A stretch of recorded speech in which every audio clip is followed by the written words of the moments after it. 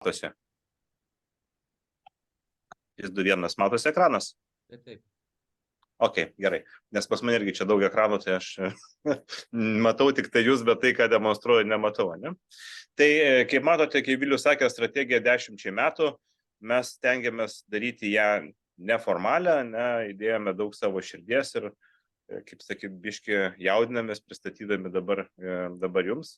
Džiaugiuosi matydamas beveik visą aktyvią grupę ir apart prezidiumo dar noriu ypatingą padėkos žodį tarti Ernestui Lapinskui, kuris, reiškia, savo irgi laisvo nuo darbo metu, pritaikydamas savo profesinius įgūdžius, nuostabiai moderavo ir vedė mus visam šitam ilgam kely, kadangi visi mes esame žmonės su savo tvirtom nuomonėm, tai tikrai ta išorinė pagalba sustyguoti ir vėl sugrįžti prie to, į ką mes orientavomės ir ko mes siekime, labai padėjo. Tai aš manau, kad šitas darbas tikrai buvo ir geras, ir reikšmingas, ir mums šiaip tikrai labai įdomus. Tai gal dar pradėsim, kad įsiterpti tuos laikus. Nežinau, ar skaidrė pasikeitė?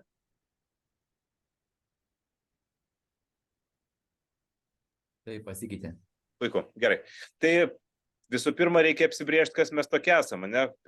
Klasikinė strategija, reiškia, prieš brėžiant kelią arba kryptį, arba renkantis kelią, bent jau gerai, kaip ir orientavimas į sportą, turbūt reikia susirasti starto vietą, suprasti, kur mes esam. Tai vienas iš mūsų tikslų buvo irgi pažiūrėti iš save šiek tiek iš šono, pagalvoti, kas tas orientavimas į sportas yra, kuo jis yra toks fainas, kad mes dabar jame visi esam ir dar norim, kad tas sportas augtų ir plėstųsi. Ne? Tai čia mes iš daugybės savybių išskyrėme pagrindinės. Tikiu, kad ir daugelis jūsų dalyvavo šitoje apklausoje ir buvo labai įdomių atsakymų. Visų pirma, tai aišku yra sportas, tai yra ištvermės sportas, kuris ūgdo tiek jėgą, tiek ištvermę. Privalumas, kad tai ne tik tai kūną, bet ir mąstymą, ir sprendimų priėmimą, ir kitokią, ne fizinę veiklą ūgdantis sportas. Dalyviai turi priimti sprendimus ir naudodamėsi labai ribotais resursais, kas gyvenime irgi labai daug praverčia. Viena iš turbūt unikaliausių iš to sporto savybių, kad tai yra sportas visam gyvenimui, nes nedaugelis sporto turi tiek skirtingų amžiaus grupių, kurios leidžia, aš galiu pasakyti, kokybiškai turbūt varžytis žymiai ilgiau negu tai yra kaip čia elitinio sportininko gyvenimo laikotarpis. Tai yra sportas gamtoje, vėlgi vienas iš galbūt nedaugelio sportų gamtoj ir jis naudingas tiek sveikatai, ir nereikalauja reikšmingų kapitalinių investicijų, nereikia sporto salių, miškas yra geriausias mūsų sporto arena. Ir pliusas ir tai, kad kaip individualus sportas, tai yra sportas, kuriame kiekvienas gali siekti savo tikslų, tiek pradedantysis, kuriam galbūt tikslas yra surasti bent 2 ar 3 pirmus punktus, tiek turbūt mėgėjas, kuriam yra malonumas, reiškia, pabūti miške, surasti punktus, pabendrauti su kolegomis, tiek elitinis sportininkas, kuriom kiekvieną sekundę teisingas prabėgimas arba laimėtas 10 sekundžių ar kelios sekundės prieš konkurentą yra labai svarbu. Galų gale tai yra, turbūt visi mes suprantam, kad tai yra ir nuotykis, kiekvienas surastas punktas tai yra kaip mažas lobio atradimas, kuris įtraukia ir iš tikrųjų nepaleidžia. Tai apjungus visas šitas savybės, iš tikrųjų reikia pripažinti, kad mūsų sportas yra unikalus, yra tikrai turi kuo patraukti žmonės, ir turbūt mūsų irgi tikslas tą jau unikalumą kuo geriau paskleisti ir sulaukti daugiau sportininkų. Be unikalumo mes ir, manau, mūsų sportas išsiskiria tuom, kad mūsų sporte yra tokios vertybės, kur gal ne visose sportuose, ypač olimpinėse, galima surasti, ir tai irgi yra didžiulis privalumas. Čia mes pabandėm, nenorėjom labai mažinti tų vertybių skaičių, išrašėm pagrindinės, gal kai kurios persidengia, bet turi savotišką niuansas. Tai visų pirma, tai yra labai atviras sportas. Pas mus nėra diskriminacijos, kaip jau nei amžiaus, nei lyties, nei pajėgumo atžvilgiu. Čia gali kiekvienas ateiti, reiškia, bėgti trasą ir pasiekti savo išsikeltus tikslus. Kadangi tai yra sprendimų priėmimas, yra nuotykinis sportas, tai visi, kaip natūraliam sporte, visus mus irgi veda aistra, reikia drąsos, ypač jaunimui reiškia išbėgti į tamsų mišką, ne, kartais. Ir mūsų aistra veda ne tik tai kovoje ir varžymėse turbūt, bet mes siekime geriausio rezultato ir kituose darbuose, ne veltui, žiūrėkit, orientacininkai tikrai turi kuo didžiuotis, ne vien mūsų varžybos, kurios visos rengiamos savanorystės pagrindu, yra pavyzdys ir kartais būna geresnės negu kitos komercinės varžybos. Orientacininkai jie atsakingi už savo sprendimus, kadangi, žinau, jeigu priims blogą sprendimą, gali negrįžti iš trasos, bet kartu mes yra atsakingi ir už savo veiksmus prieš kitus, ne, prieš varžovą, prieš aplinką, ne, nes mes suprantam, kaip reiškia ta neatsakomybė, kuo gali baigtis. Orientacininkai yra iš principo draugiški, ne, kiek aš patyriau ir turbūt nesiginčinsite, kad varžovas tą pačią sekundę, kai kerta finišo liniją, dažniausiai tampa, reiškia, draugu, su kuriuo subedę galvas nagrinėjamės, koks ten pravažiavimas ar prabėgimas, koks variantas geresnis, kur kas laimėjo. Neslepiam, sakom, aš nesakysiu, kaip važiavau, nes va, tu paskui tai padarysi. Tai mes iš tikrųjų kaip bendruomenė esam labai stipri ir gal savybė, kurios vis daugiau atsiranda, ne, ir manau, kad per pastarosius metus tikrai jos daugėja, tai yra pagarba tiek reiškia kolegoms, ne, tiek tiems savanoriam, kuriuos organizuoja, tiek galbūt ir tuos gyventojus, kurie nepaleidžia šunų, kai mes bėgam pro jų gyvenamasias vietas ir neištripiam jų, reiškia, sodelių ir panašiai. Gerbiame ir kartu aplinką ir tausojame, kaip minėjau, kuri mūsų supa, tai yra labai svarbu. Tai mūsų požiūriu tai yra vėlgi tos vertybės, iš kurių mes atsispiriam, dėliodami tolimesnę mūsų strategiją. Ir vienas iš pagrindinių, reiškia, mūsų kaip federacijos strategijos komponentų, tai yra supratimas mūsų vizijos, tai yra, kur mes norim būti už 10 metų ir supratimas, kokia yra mūsų misija, tai yra, kam mes skirti, ne, ką mes tam darom. Tai po ilgų diskusijų mes iškeliam ir siūlom bendruomeniai tokią viziją, ne, kad 34-aisiais orientavimasis sportas būtų masiškiausias sportas gamtoje, aš kalbu apie Lietuvą. Ir misija, kaip to pasiekti, kad mūsų pagrindinis tikslas yra sudaryti visiems norintiems mėgautis, sportuoti, laisvalaikiauti, lietuviškai, ne, orientavimas į sportų yra sudarytos sąlygos. Ne? Nesvarbu, ar tai būtų mėgėjas, ar tai būtų atletas siekiantis aukštų sportinių rezultatų. Tai mes matom tokią federacijos misiją. Ne? Tai vėlgi čia yra, kaip minėjau, mūsų grupės siūlymai, diskusijai, labai bus įdomu išgirsti irgi visas nuomonės. Tai kodėl mes iš tikrųjų kalbame apie strategiją, kas, nežinau, ar kas buvo blogai, ar kas buvo negerai. Kaip Vilius sakė, strategija taip iš vienos pusės mums reikalinga bendraujant su valstybinėm institucijom, ten viskas sprendžiama pagal tai ir užpildytas ir pateiktas dokumentas, ne, bet dažniausiai strategija, bet kurioje, reiškia, verslo įmonė, ne, jinai yra apie prioritetus, ne, kadangi aplinka keičiasi labai greitai, atsiranda kažkokie nauji iššūkiai, naujos galimybės. Praktiškai niekad nėra taip, kad galima viskuom pasinaudoti, ne, reiškia, resursai begaliniai, pinigai begaliniai, laikas begalinis. Visuomet ateina situacija, kai mums reikia iš kažko rinktis. Ne? Tai strategija yra tada, kada mes aiškiai žinome toj situacijoje, ką mes renkamės, ne? Kas yra mūsų prioritetas. Tai vėlgi per tuos paskutinius turbūt 5 ar 10 metų, ne, kada mes buvom iš esmės turbūt paskutinį kartą peržiūrėję tą strategiją, tikrai įvyko labai daug pokyčių ir jie vyksta nuolatos. Ir tos strategijos atnaujinimas yra labai normalus procesas. Mes susibrėžėm turbūt 10 metų, kadangi tikslai yra ambicingi, bet tikrai ta strategija nėra ir nebus iškalta akmenyje. Aš manau, kad jeigu situacija reikalaus, visuomet galima strategiją peržiūrėti, patobulinti, įvesti kažkokių naujų elementų, arba jeigu mes greičiau pasieksim tikslus, kur išsikėlėm, natūralu išsikelti naujus tikslus. Ne? Tai kodėl, reiškia, šiai dienai į kokius gal klausimus ta strategija turėtų atsakyti, ne? Kokie yra iššūkiai, galbūt, su kuriais mes susidurėm. Jo, kadangi atsiprašau, aš esu finansų analitikas pagal išsilavinimą, tai aš negalėjau be skaičių ir be grafikų, tikiuosi kolegos atleis. Tai čia mes pabandėm su Jonu Gvildžiu ir žinau, kad ir buvo didelis konsiliumas svarstant, kokie duomenys teisingiausiai atspindi orientacininkų kiekį. Tai čia yra du skaičiai, čia yra unikalūs varžybų dalyviai. Žalia linija yra LOSP kalendoriaus varžybose, tai yra tie, kurie dalyvauja normaliuose orientavimosi sporto varžybose. Geltona linija yra atviros treniruotės, tai yra masinės varžybos. Be abejo, kažkuri tai ženkli dalis žalios zonos yra toj geltonoj zonoj. Nepavyko išskirti pagal unikalius dalyvius, kad tai būtų, reiškia, geltoni tik tai tie, kurie nedalyvauja LOSP kalendoriuose, ne? Tikėtina, kad kažkur apie pusę turbūt tikrai persidengia, jeigu nedaugiau, ne?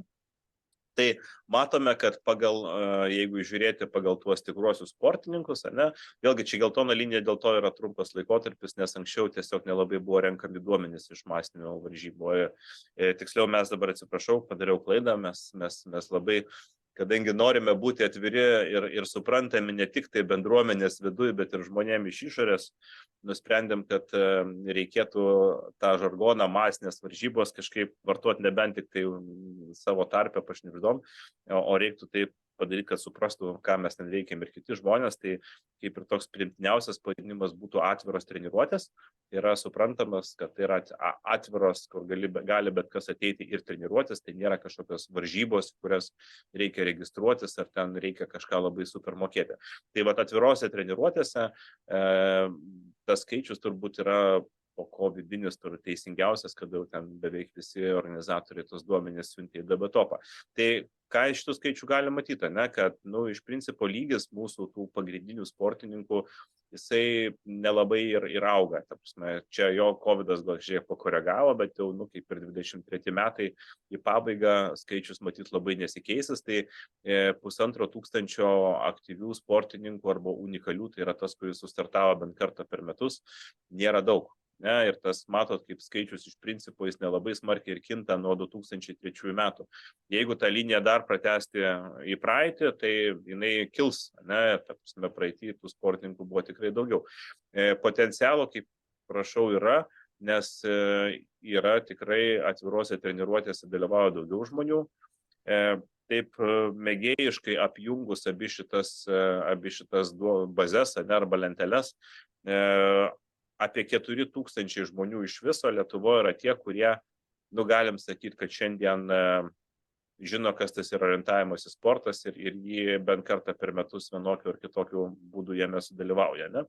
Tai vėlgi, tai nėra, kad mes kažkaip labai drastiškai traukiamės, bet aš manau, ypač varžybų organizatoriai jaučia tam tikrą mažėjimą, ne? Ir tas mažėjimas yra ties ta riba, kur mums labai sunku iš tikrųjų tiek surasti kokybiškų organizatorių, tiek finansuoti tas varžybas, ne, kuo mažiau dalyvių, tuo didesnės išlaidos tenka vienam nariui ir įsiveliam į visą eilę problemą, apie kurias aš dar papasakosiu vėliau. Kita problema yra turbūt čia aišku, kad mes mūsų neaplenkia bendrieji trendai, yra ir pliusų ir minusų, ne? Čia yra 3 grafikai, 3 linijos, kiekvienas atspindi skirtingą dešimtmetį, tai 3-13-23 metai ir jie rodo orientacininkų, unikalių, reiškia, orientacininkų kiekį pagal amžių. Ne? Tai pilka yra, kaip matote, anksčiausia linija, ne, raudona yra naujausia. Tai mes matome, kad nors, reiškia, jaunimo, ne, kažkiek pamažėjo, bet vis dar ateina daug, paauglystė, ypač ten 12-13 metų, ne? Bet matom, kaip stipriai krenta jų skaičius, reiškia, artėjant tam elito amžiuje, 19-20 metų. Ir realiai sportininkų šiuo metu daugėja veteranų kategorijos ir aišku, kas labai džiugu, bet tie skaičiai vis tiek yra maži, kad kaip matote, orientacininkų amžius ilgėja, ne? Kad jeigu mes anksčiau ten turėjom statistikoje paskutinius skaičius apie 64-5 metų sportininkus, tai dabar mes jau artėjame prie 80. Ir yra jau, tai aš jau nedėjau, nes ten buvo vienas kitas, ne? Tai šitas mūsų mūsų savybė, kad sportas yra visam gyvenimui, mus gelbsti, nes veteranai tuo skaičium veža, bet žiūrėjant į tai, kaip kuo toliau, tuo sparčiau krenta jaunimo gretos, ne? Tai yra didelė rizika, kad 33 metais, jeigu nieko nekeisim, tai ta banga, reiškia, veteranų nusislinks dar toliau ir mes turėsime sausrą, grubiai tariant, net iki 40 metų amžiaus. Ne? Tai čia yra irgi tendencija, kuri nėra labai džiuginanti. Kiti iššūkiai, su kuriais susiduriama, ne? Tai aišku, seka iš anksčiau pristatytų, ne, kad patys matote, kad varžybų skaičius mažėja. Aš nekalbu turbūt apie OS lydėmis, kur yra objektyvios aplinkybės, kad nebeturim sniego, bet jeigu pasižiūrėti tiek varžybas, tiek besivaržančių juose varžovų skaičių, ne, tai jis nėra daugelį atvejų toks, kad ypač, kaip minėjau, elito ir vėlesnio arba jaunimo grupėse skatintų tobulėjimą. Žiūrint mūsų rezultatus, ypač tarptautinėse varžybose, kurios šiaip ar taip yra objektyvus mūsų sporto lygio matas, ne, tai jeigu ne OSKD, ir aišku slidininkai, bet ten yra atskira istorija, tai medalių iš tarptautinių mes turėtume labai sausai. Ne? Iš tikrųjų norėtųsi ir manome, kad tikrai pagal tai, kiek orientavimosi sportas, kokias šaknis turi Lietuvoje ir bėgikai, norėtųsi, kad ant podiumų būtų žymiai dažniau. Taip yra faktas, kad orientavimosi sportas nėra olimpinė šaka ir dėl to jinai nėra prioritetinė sporto šaka Lietuvoje. Ta turbūt labai jaučiame paskutinius keletą metų. Gal taip sakyčiau, jaučiame ne taip stipriai, kaip galėtume jausti dėka Donato, kuris iš tikrųjų mūsų sportui padarė tuose koridoriuose žiauriai daug, ne, ir mes turbūt gaunam geriausią finansavimą kaip neolimpinė sporto šaka, bet vėlgi žiūrint į ateitį, mes neturėsim tokios paramos iš valstybės, kaip turi olimpinės sporto šakos. Mes esame atsakingi patys už tai, kad mes savo sportą vystytume toliau. Tai čia yra irgi labai aiški žinia iš valstybės. Ką mes matome kaip prezidiumas ir ta tendencija dėja tęsiasi ir gilėja, kad vėlgi mūsų sportas yra pagrįstas savanorystė, ne? Ir varžybų organizavimas, ir noras rengti ar padėti renginius, jis kiekvienais metais yra ta pati problema. Mes turim skambinti, kalbinėti organizatorius, būkit geri, padarykit Lietuvos čempionatą, padarykit dar kažką. Matome, kaip mažėja dienų skaičius, kai kurių populiarių renginių, kaip turbūt vėlgi mažėja apimtis tų renginių, ne, jeigu ten kažkada būdavo ir dviračiai ir bėgte, lieka tik tai bėgte, jeigu būdavo kažkada 4-5 dienos, lieka 3 dienos, patys puikiai matote, ne, ir tas renginių irgi mažėjimas rodo nekokią tendenciją. Galų gale iš aplinkos mes matome, kad, aišku, demografinė situacija nėra labai daug jaunimo, o daug atsiranda įvairių kitų laisvalaikio patrauklių, tame tarpe e-sporto rūšių, ne, kurios įtraukia tą jaunimą ir reiškia, mes turime iš esmės kovoti, ne, tai mūsų irgi vienas iš tikslų didinti orientavimąsi sporto kaip šakos konkurencingumą, ne, mes turim, tai yra rinkos sąlygos, dėja, su kuriom susiduriam. Ne. Vėlgi, kodėl mes turim atnaujinti strategiją, pradžioje užsiminiau, kad mes turim keistis su šitą besikeičiančią aplinką, nes taip yra pas mus daugybė puikių dalykų, kurie reikia, galbūt reikia jas kažkiek patobulinti, bet yra ir kaip sakiau, mes susiduriam su ribotais ištekliais, tiek žmogiškaisiais, ne, komitetai, tos pačios federacijos valdyme, varžybų organizatoriai, daugelio finansiniai ištekliai, ne? Tai dėl to mums labai svarbu nusistatyti ir sutarti dėl tų prioritetų.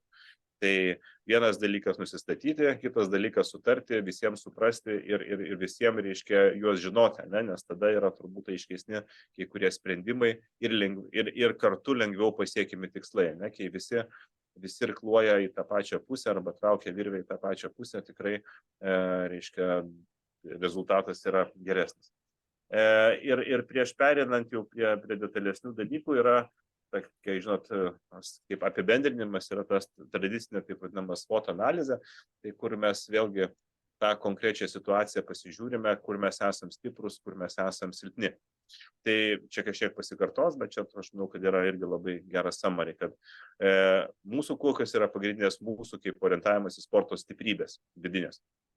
Visų pirma, klubinė sistema, kuri puikiai, reiškia, yra daug motyvuotų ir kvalifikuotų savanorių, ne, visos, kaip sakau, visi renginiai organizuojami savanoriškais pagrindais.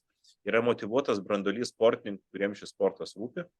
Yra tam tikrų, kaip sakiau, laimėjimų tiek slidės, tiek kaskade, tai yra mes turime žvaigždžių, laimimi medaliai ir net aukščiausios prabos medaliai, ne, kas yra puikus pavyzdys jaunimui, galime ką parodyti ir yra ko siekti.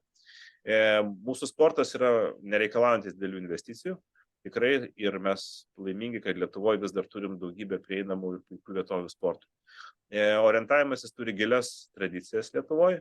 Mes tikrai ir dėka Donatui, ir dėka istorijai esam žinomi koridoriuose įvairiuose ministerijose ir tikrai kol kas nėra didelių sunkumų tenai, reiškia, judėta, ne? Plus mes esame palyginus su kitom sporto šakom stipriai skaitmenizuoti, tai vėlgi tai yra skaidrumas ir rezultatai, esam pakankamai pažangus ir šiuolaikiškas sportas, ne? Jeigu žiūrėt taip, kaip vėlgi man reikėjo duomenų, atsivertus ten 10-15 metų, visi rezultatai, split laikai, viskas yra prieinami, reiškia, pelės kliktelimo, tai yra vėlgi didžiulis privalumas, ne? Kokios yra mūsų silpnybės? Ne? Tai kaip ir minėjau, kad mažėjantis aktyvių narių, ne, ir tų rimtai sportuojančiųjų skaičius.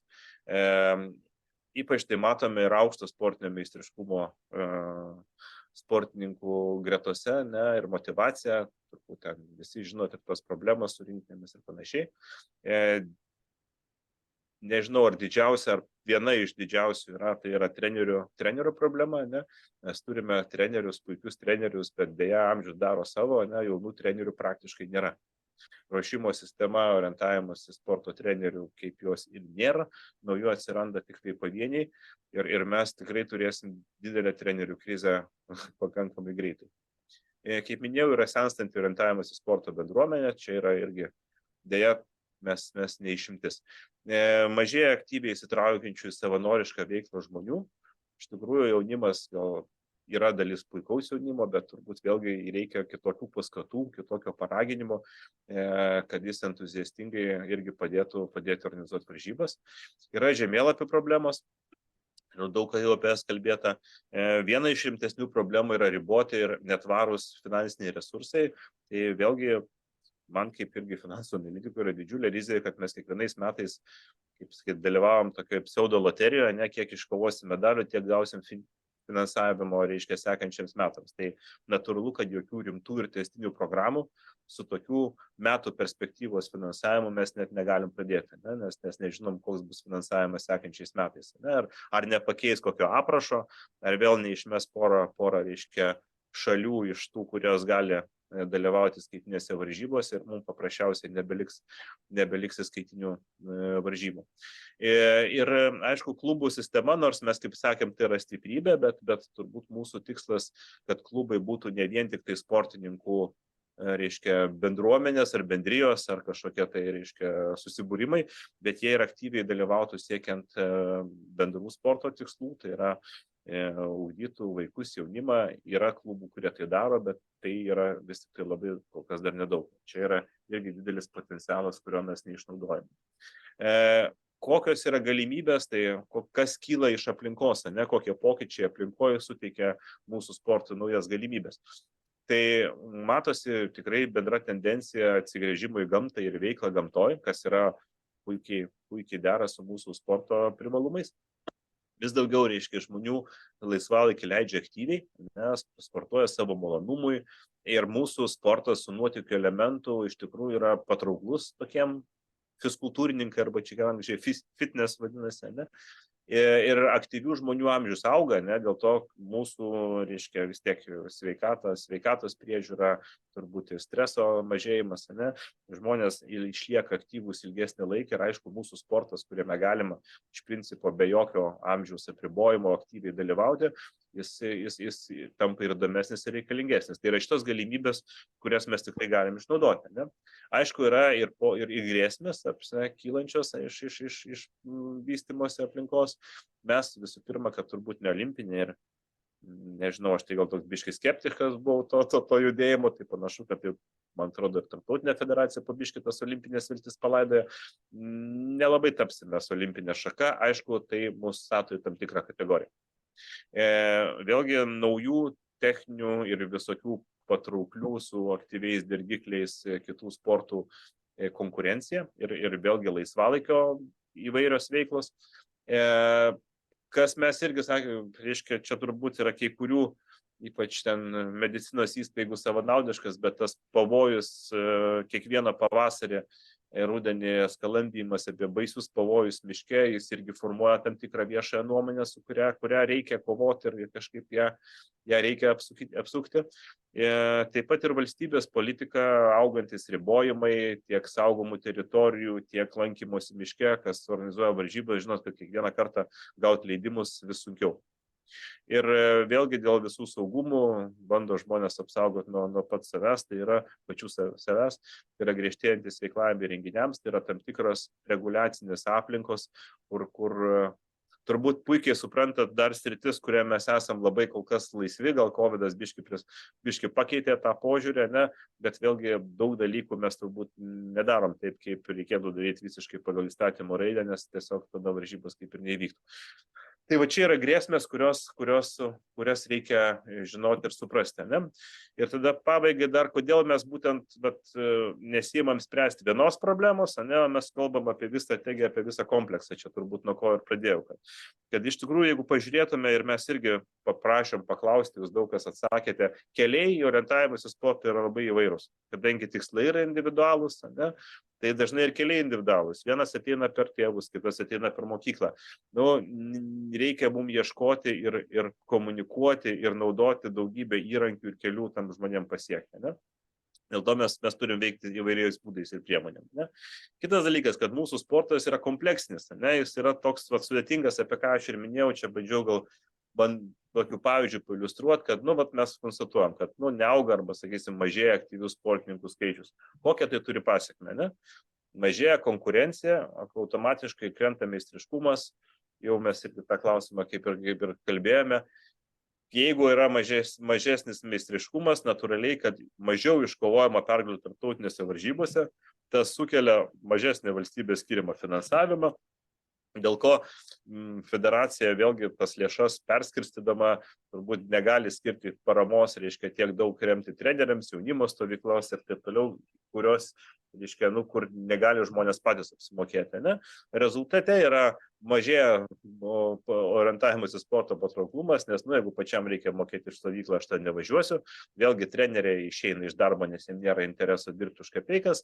Ir vėl jaunimo nebeteina, automatiškai dėl amžiaus persislenkam į veteranus ir sportininkų skaičius mažėja. Grįžtam į pirmąjį tašką, tik jau su mažesniu bendru kiekiu. Ir ta spiralė, jinai sukasi ir sukasi. Dėl to, kaip mes ir diskutavome, kad mums labai svarbu šitoje vietoje, ne? Nes pakeisdami kažką vienoje vietoje mes nesustabdysim šitos tendencijos. Ne? Mums būtent šita strategija yra skirta tam, kad mes galėtume daryti, reiškia, nuoseklius pokyčius, ne? Ir koordinuotus visose srityse taip, ne? Kad tą procesą galėtume apsukti ir turėtume bendrą tikslą, ne? Tai yra augantį mūsų sportininkų skaičių ir natūraliai konkurencingumą. Ne? Tai kaip pavyzdys, ne? Jeigu ten šiandieną mes pradedam kažkokią programą mokykloje, tai po poros metų jau ten turi būti treneris, kuris galbūt galės to vaikų užsiimti. Dar po kelių metų jau turi būti vieta, kur tas vaikas, jeigu jam yra įdomus orientacinis ir sekasi, galės tobulėti ir jau siekti aukšto sportinio meistriškumo.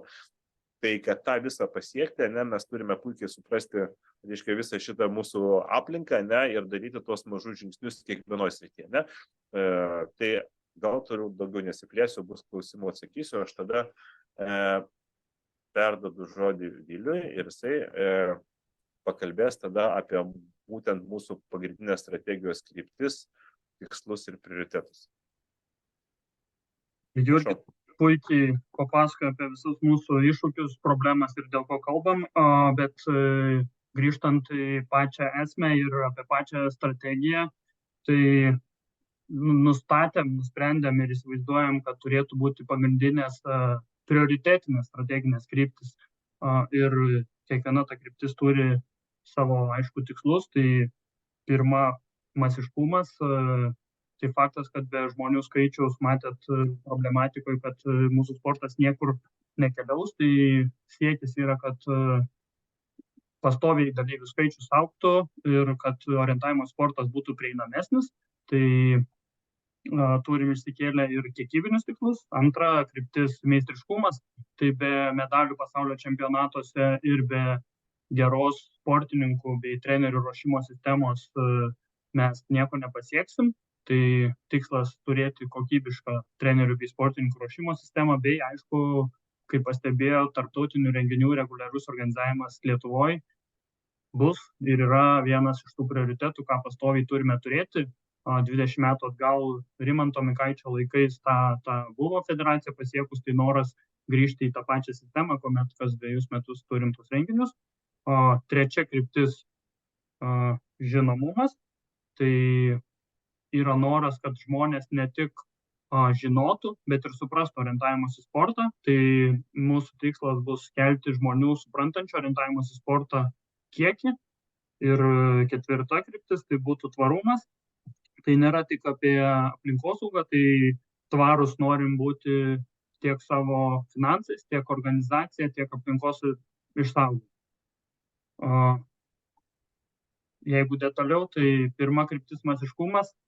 Kaip ir minėjau, turim kiekybinį rodiklį. Jurgis pristatė, kad dabar grubiai skaičiuojam, kad unikalius dalyvius turim 4000, unikalius dalyvius po ilgų diskusijų, tai skaičiuojam nors kartą metuose startavusius dalyvius. Po 10 metų mūsų tikslas, kad turėtumėm 10 000 unikalių dalyvių. Tai kad pasiekti tą tikslą, turėsime prioritetinės programas. Mūsų manimų, kad pradžiai turėtų būti 3, nes resursai riboti. Tai svarbiausia moksleivių pritraukimo programa, tai reikia padaryti taip, kad orientavimas sportas grįžtų į mokyklas. Tai pirma fazė, pagrindinė mokykla, noras yra pagrindinėse mokyklose supažindinti moksleivius orientavimusi sportų, pasitelkiant vadovėlius, metodinę medžiagą, būtent pristatant per įvairius renginius. Tada pagrindiniai mokykloje, grubiai 5-8 klasės mokiniai jau turėtų turėti galimybę išbandyti orientavimosi sportą. Tai tikrai ieškosime būdų, kaip galėtų atsirasti žemėlapiai prie mokyklų, kaip fizinio lavinimo mokytojus apmokyti ir įvairios programos būtent glaudžiai bendradarbiaujant su ugdymo įstaigom ir su klubais. Ir trečias, kad išlaikyti tuos moksleivius šitame sporte. Tai pirmas dabar veikiančios sporto mokyklos, sporto centrai, tai glaudesnis bendradarbiavimas, matymas jų problematikos. Kitas dalykas, klubai, kurie irgi gali padėti išlaikyti moksleivių sportą. Tai yra, kad klubuose būtų fizinio aktyvumo instruktoriai, kurie galėtų dirbti su tais vaikais. Plėtra, tenais, kur nėra jokių ugdymo įstaigų, kur vaikai turi galimybės lankyti orientavimus sporto treniruotės ar užsiėmimus, tai galbūt net ir pati federacija galėtų steigti savo kažkokius tais vienetus bendradarbiavimus su savivaldybė. Antras svarbus dalykas, tai yra suaugusių pritraukimo programa. Suaugę mums reikalingi tam, kad jie atvestų savo vaikus arba patys plėstų ratą, nes dabar daug žmonių atsigręžia į gamtą, kaip Jurgis ir minėjo, ir turim tikrai nemažą potencialą.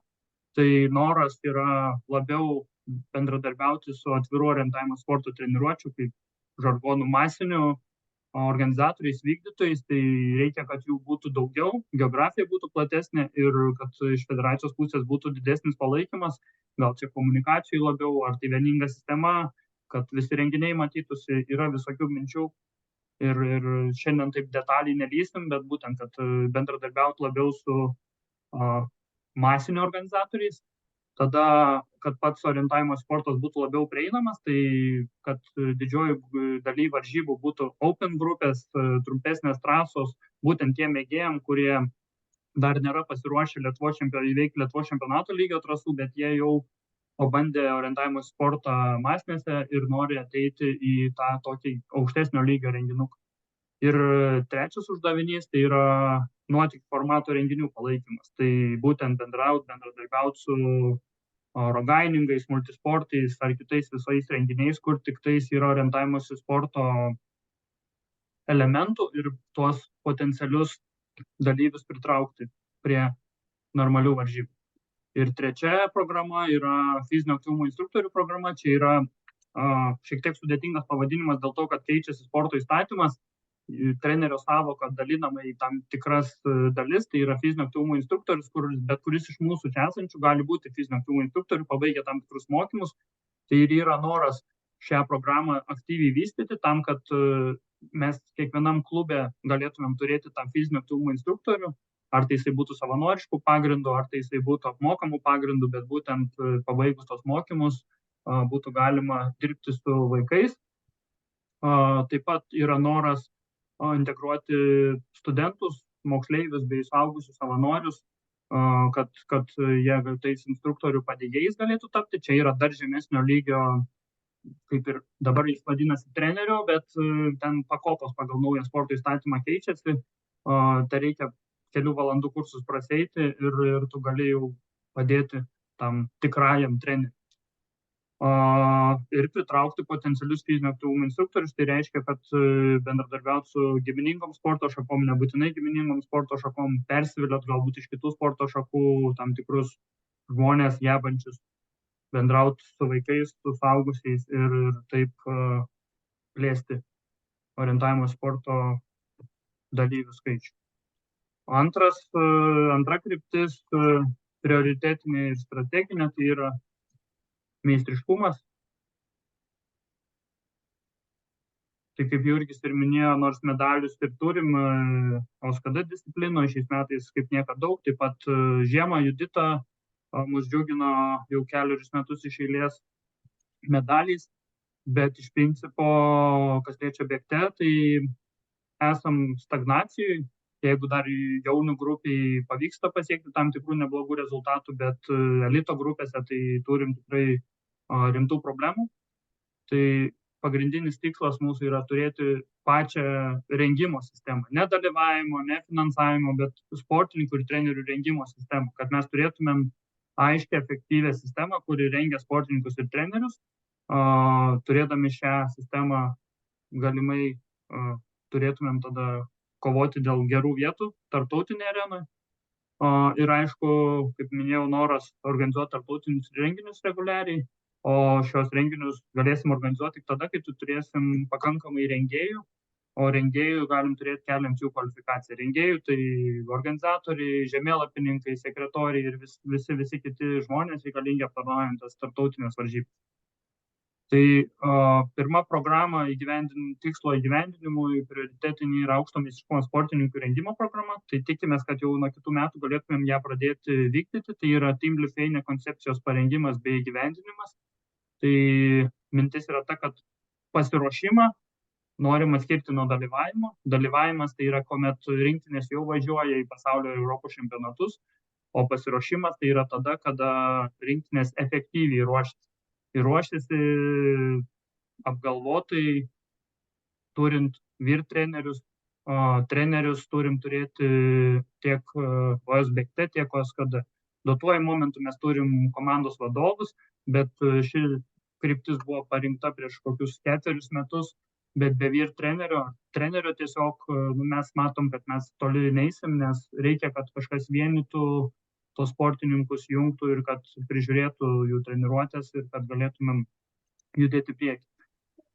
Kitas uždavinys šiai programai įgyvendinti yra labai svarbus, ko mūsų federacija šiek tiek daro, bet tikrai atsilieka medicininės priežiūros sistemos sukūrimas, tai kad sportininkai žinotų tą pačio dopingo klausimus.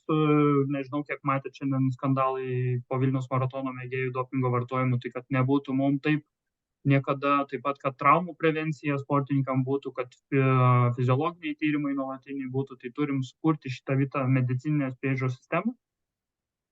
tolimas ir čia labiau su valstybė susijęs klausimas. Anksčiau tas buvo sporto klasių atsiradimas didžiuose Lietuvos miestuose, tam, kad mes savo tiem talentam galėtumėm padėti siekti aukšto meistriškumo ir dvikryptės karjeros, nes būtent, kuomet ateina 10, 11, 12 klasės, moksleiviai turi sudėtingas sąlygas mokyklose ruoštis varžybom, sudėtingai išleidžia, tai yra noras, kad būtų sporto klasės, ne sporto gimnazijos, bet būtent sporto klasės su giminingom sporto šakom ar kitom sporto šakom. Tikslas yra turėti 5 sporto klases 5 didžiuose Lietuvos miestuose. Kitas dalykas, kur nukenčia mūsų sportininkai aukšto meistriškumo, tai yra studijų metais, jie dingsta iš to radaro, labai turim ženklų nubyrėjimą, tai ieškosim galimybių remti sportininkus studijų metais įvairiausiam formom. Ir aišku, aukšto meistriškumo sportininkų rengimo programa nebus gyva be jūsų klubų įsitraukimo, nes tenka tiek daliniai mokesčiai, tiek sportininkų rengimas klube ar sporto mokykloje ar sporto įstaigoje, tai klubų įsitraukimas yra būtinas ir ieškosim, kaip galima motyvuoti klubus įsitraukti rengiant aukšto meistriškumo sportininką. Antra programa tai yra trenerių rengimo programa. Kaip Jurgis ir minėjo, su visa pagarba dabar dirbantiem treneriam, jie yra puikūs savo srities profesionalai, entuziastai, nes už tokius atlyginimus dabar niekas nebenori dirbti, bet amžiaus vidurkis yra be proto aukštas ir už keletos metų mes tikrai turėsim nemažų problemų. Tai uždaviniai yra, kad turim nusistatyti, kas gali rengti, kaip gali rengti būtent aukšto meistriškumo trenerius. Šiuo atveju nekalbama apie fizinio aktyvumo instruktorius, būtent kalbama apie aukšto meistriškumo trenerius, kurie dirba su aukšto meistriškumo sportininkais. Tai ieškosim būdų bendradarbiauti su universitetais, kad ta programa pagerėtų. Kitas dalykas, kad tie patys moksleiviai ir studentai turėtų motyvaciją eiti mokytis būti treneriu. Tai planuojam stipendijas, planuojam apmokėti mokslą, komandiruotę Skandinaviją ir kitos skatinamosios priemonės, kas padėtų. Ir faktas, kad tikriausiai dėl ko neina, tai darbo vietų bei tinkamo atlygio užtikrinimas. Tai atlygis tinkamas galioja tiek dabar dirbantiem treneriam, tiek naujiem. Tai čia jau turėsim ieškoti bendradarbiavimo variantų su savivaldybėm ir kitom institucijom, kad tos darbo vietos būtų užtikrintos baigus studijas ir kad tas atlygis būtų vertas to darbo. Trečia programa tai yra varžybų vystymo programa. Kaip minėjau, kad norim rengti tarptautinius didžiausius orientavimosi sporto renginius, tai tikslas yra kas 2 metus turėti bent po vieną renginį. Tam, kad renginiai būtų pavykę, nors mūsų organizatorių iš tikrųjų kompetencijos yra tikrai aukštos, bet jas vis nuolatos reikia atnaujinti, tai jau kitą savaitę turėsim organizatorių patarėjų mokymus. Šį mėnesį dar turim irgi žemėlapininkų mokymus, bet noras yra turėti reguliarius tos mokymus ir šiek tiek aukštesnės kokybės kvalifikacijos. Tikrai ateityje skirsim didelį dėmesį varžybų rengėjų kvalifikacijos kelimui. Bei noras yra padidinti dalyvių skaičių bei konkurenciją nacionaliniuose čempionatuose. Tai reiškia, kad norim, kad nacionaliniuose čempionatuose startuotų visi stipriausi ir Lietuvos sportininkai, rinktinės nariai, kandidatai ir kad Lietuvos čempionatas būtų varžybos numeris 3 prioritete po pasaulio ir po Europos čempionatą. Kad nebūtų tokių atvejų, kuomet 18 metų jaunuoliai sako, kad mums Lietuvos čempionate nėra poreikio startuoti. Tai Lietuvos čempionatų tą svarbą norim kelti ateityje. Tai iš manęs ties šitom vietom tiek, tik tai tas kiekybinis dar rodiklis, kuris yra. Šiuo metu mes jau turime tuos 3 medalius, jeigu skaičiuojam OSKD, OSSE, tai norim daugiau negu 3 medalius turėti kiekvienais metais ir aišku top 10 vietos, kurios mums irgi yra svarbios, tai visose pagrindinėse disciplinose. Apie prioritetinės disciplinas Jurgis papasakos prezentacijos pabaigoje. Gerai, ačiū labai, Viliau. Tada perimu toliau žodį apie kitas 2 kryptis. Tai yra trečia kryptis yra žinomumas. Tai jo turbūt kryptis, kurioj mes nelabai daug veikiame. Komunikavimas buvo, bet turbūt komunikavimas buvo daugiau tų reiškia įdomių ir gerų dalykų, kurie suprantami mums, ne, gal mažiau suprantami kitiems.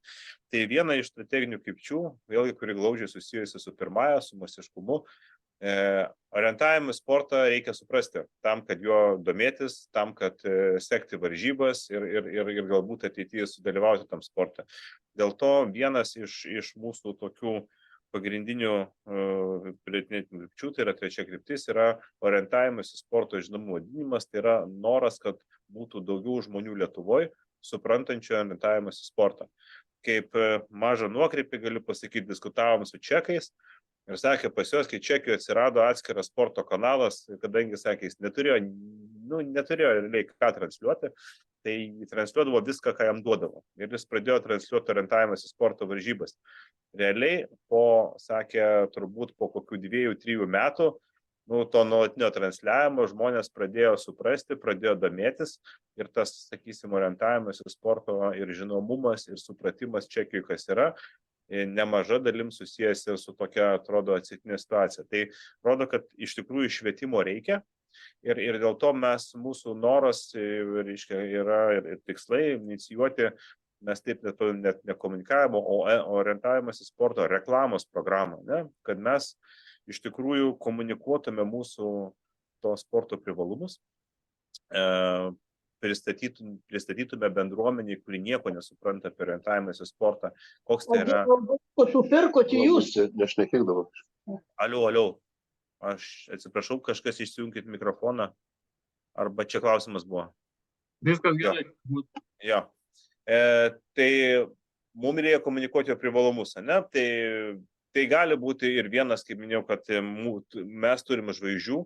Pavyzdys iš tikrųjų, kai buvo MTBO, OSKD, atsiprašau, pasaulio čempionatas Vilniuje, jeigu atsimenat, buvo ten reklaminė kampanija su mūsų potencialių laimėtojų pažadais, ką darys, jeigu nelaimės medalio. Tai kaip nebūtų keista, ta reklaminė kampanija giliai, jinai daug kas ją matė, prisimena, net ir iki šiol, sakė, atsimenu, mačiau, buvo tokia, ne? Bet tai yra maža išimtis.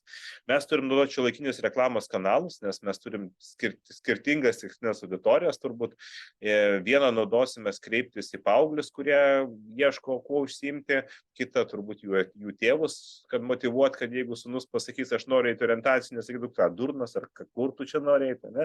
Tai vėlgi, kad būtų pasiektas tikslas, mes turim komunikuoti į visas kryptis.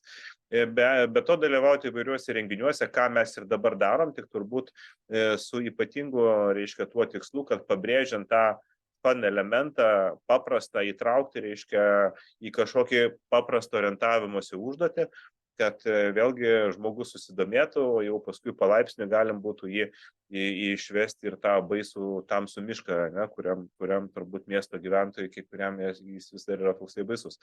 Ir aišku, tai vienas, kuo mes turėsim daugiau suprantančių, kuo aš tikiuosi, mums lengviau bus sudominti žinomus arba, taip sakyti, tuos prekės ženklus, kurie skiria paramai nemažą pinigų lėšų, ne?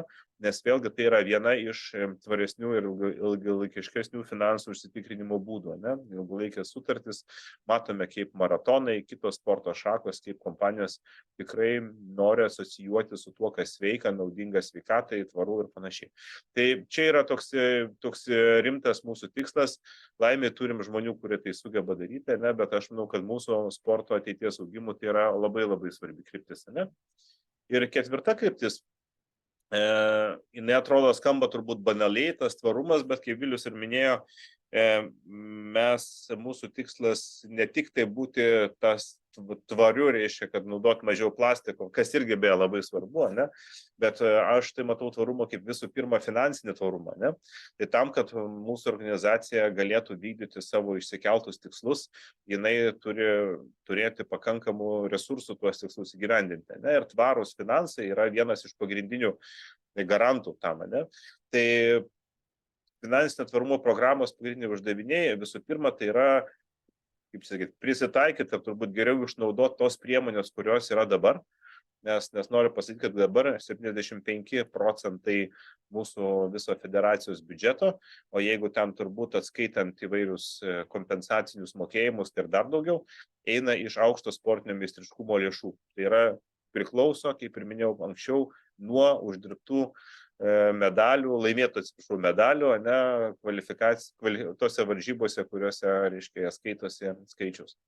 Tai mums reikia išnaudoti projektinį finansavimą, savivaldybių lėšas ir mes dėl to ir net esam nusimatę, kad ir bus papildomas etatas federacijoje, tik tai vieniekiai vadovėlius žmogaus vis nesuranda, kas galėtų padėti visiems klubams ir sakysim, ir pačiai federacijai pasinaudoti tom teikiamom galimybėm. Dabar mes jau tikrai, yra klubai, kurie tai puikiai pasinaudoja, bet tikrai neišnaudojam tiek, kiek galėtume.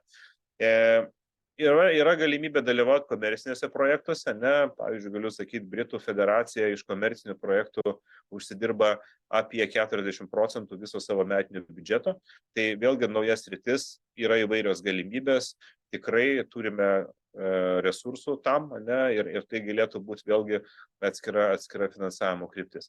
Yra finansinės partnerystės, tai yra rėmėjai, tai vėlgi aišku glaudžiai susijęs su tai, kaip mums seksis įgyvendinti mūsų žinomumo programą ir mūsų, reiškia, kitus iškeltus tikslus. Galbūt mes galėtume kažkaip daryti su draudimo arba, kaip Vilius minėjo, kad kaip mes medicinos paslaugas, reiškia, bandysime padėti elito sportininkam, galbūt tai galima kažkokią sutartį dėl naudų visiems, reiškia, licenzijas, pavyzdžiui, turintiems sportininkam, ar ten draudimas, ar ten kokios paslaugos sveikatinimas, kaip ir tokioj formai surasti ilgalaikius finansinius partnerius, kuriem būtų įdomu tai, ką mes galim pasiūlyti, tai yra mūsų sporto bendruomenė. Ir naujas sritis, čia ir yra mūsų, jau yra narių, kurie aktyviai veikia šią sritim, tai yra paramos fondo steigimas, tai aš manau, kad vėlgi yra nemažai daug pasiekusių orientacininkų, kur kaip ir, žinote, puikiai yra kaip ir universiteto tarpusavio tas paramos fondas, yra įvairūs kiti fondai, kur alumniai, reiškia, jie tiesiog atsidėkodami savo alma mater kažkiek tai investuoja į tą fondą, kurio visos pajamos yra. Užsimutinkite, prašau, nežinau, kas čia kalba, kurie galėtų būti naudojamos vėliau, reiškia, tam tikrų projektų finansavimu. Tai yra neliečiamas fondas, tai yra tos lėšos yra investuojamos į tam tikrus finansinius instrumentus ir aišku, tai yra labai ilgalaikis procesas, nes turbūt milijonas to fondo realiai per metus duoda kokie 60 geriausiu atveju 1000 pajamų, bet vėlgi po truputį pradėjus tą kurti, manau, atsiras pas mus ir mecenatų ir panašiai, kurie tikrai galėtų prisidėti prie to, kad iš šitų ilgalaikių lėšų mes galėtume investuoti savo ilgalaikės programas, tokias kaip trenerių ruošimo ir panašiai, nes su treneriu neprisikviesi, kaip ir Vilius sakė, dirbti, sakydamas, šiemet duosim to atlyginimą, kaip rytoj bus, nežinom, bus pinigų, tai bus atlyginimo, nebus, tai gal ir ne. Tai tas subalansavimas pajamų ir išlaidų pagal laikus yra labai svarbus. Ir aišku, mes manau, kad tas elementas, kuris ir šiandien yra, tai licenzijos arba narystės mokesčio sistemos tobulinimas, manau, kad ten irgi yra daugybės potencialo, ta prasme, kad tai nebūtų kažkokia rinkliava, o tai galėtų būti tikrai kažkokia narystė, kaip yra, sakysim, narystė kituose klubuose. Ir federacijose, kur už tą narystę yra labai aiškios naudos, ir žmonėm naudinga tiesiog turėti licenciją, galbūt tai galėtume mes kažkaip vertinti ir savo narystės indėlį. Daug yra įvairių idėjų, bet aš manau, ir vidiniai resursai galėtų būti vieni iš tų, kur mes užsitikrintume nepriklausomumą. Tai tikslas yra mūsų per šitos 10 metų pasiekti taip, kad mažiau kaip 50% reiškia mūsų viso biudžeto sudarytų lėšos iš aukšto sportinio meistriškumo programos. Kad mes iš tikrųjų turėtume nepriklausančią nuo rezultatų finansavimą, kuris būtų naudojamas mūsų projektams federacijos. Antras yra, ką Vilius sakė, organizacinis tvarumas. Tai vėlgi čia gal tokie gilūs ir sudėtingi dalykai, bet jie yra labai svarbus mūsų sportui. Tai vienas yra mes klubinės veiklos aktyvumo skatinimas, tai kaip minėjau, noras, kad klubai darytų daugiau, ne tik tai varžybas, bet turbūt įsitrauktų ir ilgalaikės federacijos programas, kaip jaunimo, kaip trenerių. Yra keletą klubų, kurie tikrai gali būti puikus pavyzdžiai ir mes irgi diskutavom, kad galim ir imti iš jų pavyzdį, kaip yra tenai skatinama savanorystė, kokios yra sistemos. Tai aš manau, visiems būtų labai įdomu ir naudinga tom patirtim pasidalinti ir galbūt surasti kažkokį modelį, kuris puikiai veikia, bet klubai turėtų būti viena iš esminių mūsų, kaip čia, gardelių ar statybinių, reiškia, tų plytų, iš kurių mes statysime visą savo ateitį. Antras yra lyderystės, nes vėlgi mes visi dirbam čia savanoriškais pagrindais, vieni reiškia, galbūt kažką daro panašiai savo profesinėje veikloje, kitiems tai yra kaip tik galimybė būti kitokiais negu jų kitam gyvenime, kitoje, reiškia, veikloje. Tai mums reikia tikrai skatinti ir ugdyti lyderius, mums reikia skatinti ir ugdyti tos žmonės, kurie aktyviai dalyvauja federacijos veikloje, nes nuo jų priklauso, kiek mes galėsime realizuoti šitų užsibrėžtų tikslų ir kiek mes galėsime realizuoti programą. Ir kaip minėjau, savanorystė, kuri yra, aišku, yra puiku, kad turbūt visoje bendruomenėje dabar savanorystė yra toks geras terminas ir jinai yra augantis ir jaunimas puikiai ją supranta ir mielai įsitraukia, bet aišku, tai, kad savanorystė būtų ir mūsų ten ne visuomet lengvose užduotyse, ypač varžybų organizavime ir panašiai, tai turi būti irgi nuolatinė tam programa, jinai turi būti skatinama, savanoriai jie turi būti ir įvertinti, atsidėkoti ir panašiai.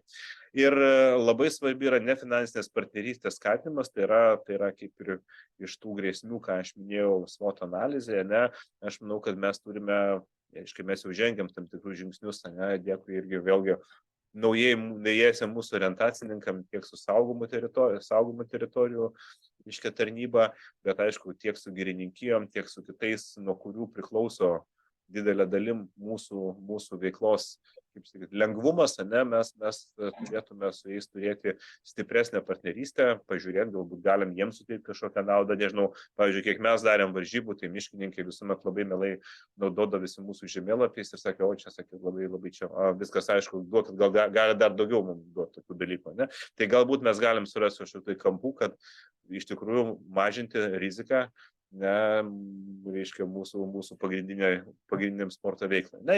Ir paskutinis dalykas, trečia programa, tai yra tas klimato ir aplinkosaugos, aš taip pavadinau, nes jau čia tas tvarumas neišeina. Tai taip, aš manau, kad mes turime ne tik tai žodžiais, bet ir praktiškai galvoti, kaip mažinti mūsų poveikį klimato kaitai.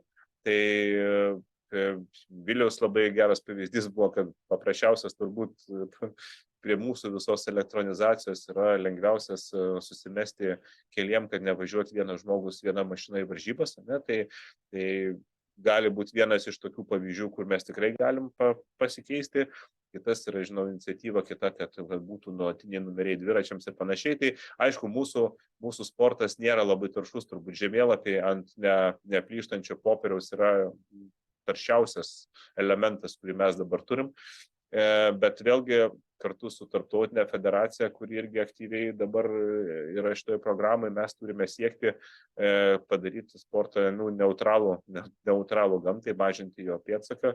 Kol kas čia konkrečių tikslų neišsirašėm, nes tai būtų labai spekuliatyvu, bet faktas, kad mums reikia tikrai parengti rimtą atskirą tvarumo strategiją, iškomunikuoti ir bendrom jėgom siekti. Tai iš tikrųjų tokios yra keturios pagrindinės mūsų prioritetinės kryptis. Dar yra pora kaip orientacininkai yra skirtingi žemėlapiai, Tai dar yra pora prioritetinių žemėlapių, kuriuos į tie patys prioritetai pažvelgėme gal kitų kampų. Tai vienas, kas jau buvo paminėta, tai yra, kaip mes prioritizuojam mūsų federacijos, reiškia, dėmesį pagal amžių.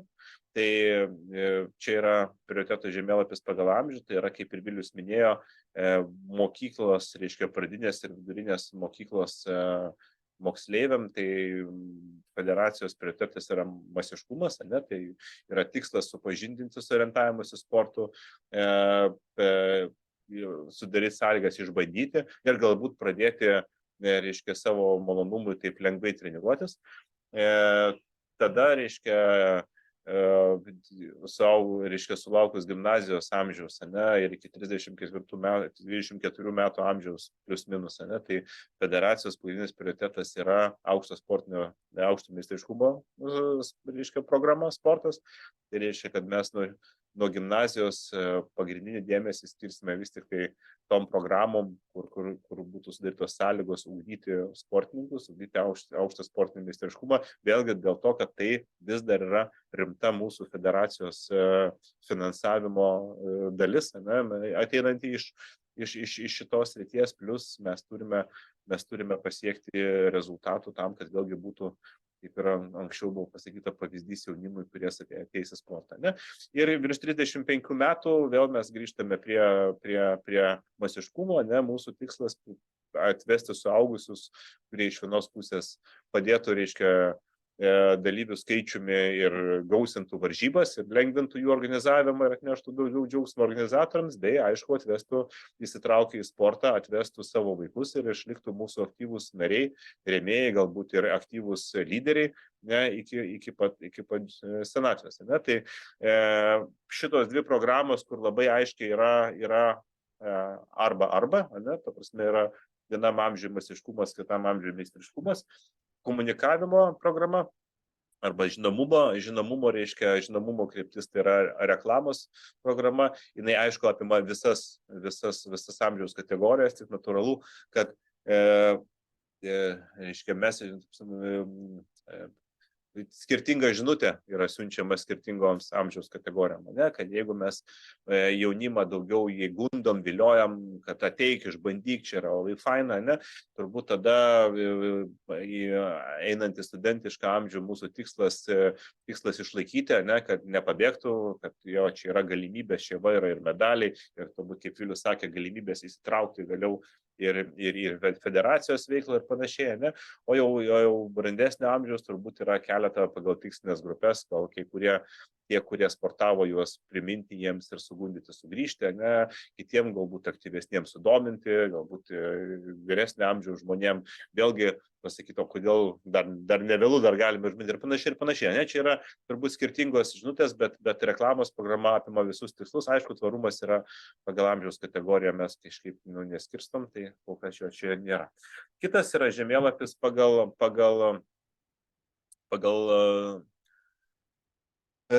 disciplinas orientavimus į sportą, ne? Tai čia yra turbūt tokia irgi labai jautri tema, bet faktas, kad kaip minėjau, resursai yra riboti ir ten turbūt reikia būti atviriems, sąžiningiem ir prieš save, kad taip yra 4 sporto mūsų kategorijos, kas yra labai smagu, tai yra orientavimus į sportų galima užsiminėti teoriškai visus metus.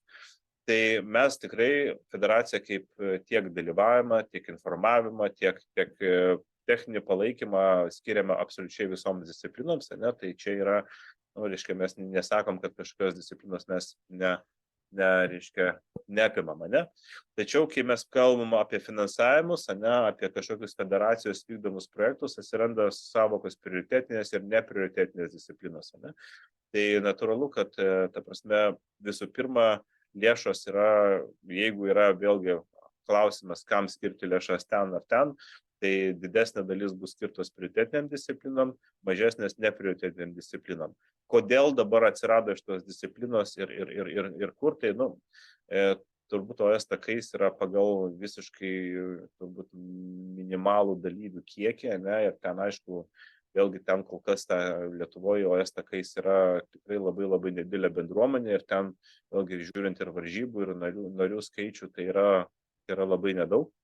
Slidėmis, kaip ir minėjau, dėl tos aplinkos, aš irgi čia buvau statistiką atsivertęs, pažiūrėjau, kada paskutinės varžybos Lietuvoje vyko, tai senokai, ne? Tai vėlgi galbūt jeigu ateis atšalimas pasaulinis ir vėl bus daug sniego, turbūt galbūt mes galėsime, kaip ir Suomijoje, grįžti prie to, kad ir slidėmis bus prioritetas, bet dabar yra pagrindinė problema, kad tai nėra galimybės realiai tos sporto šakos rimtai užsiiminėti Lietuvoje, ne? Ir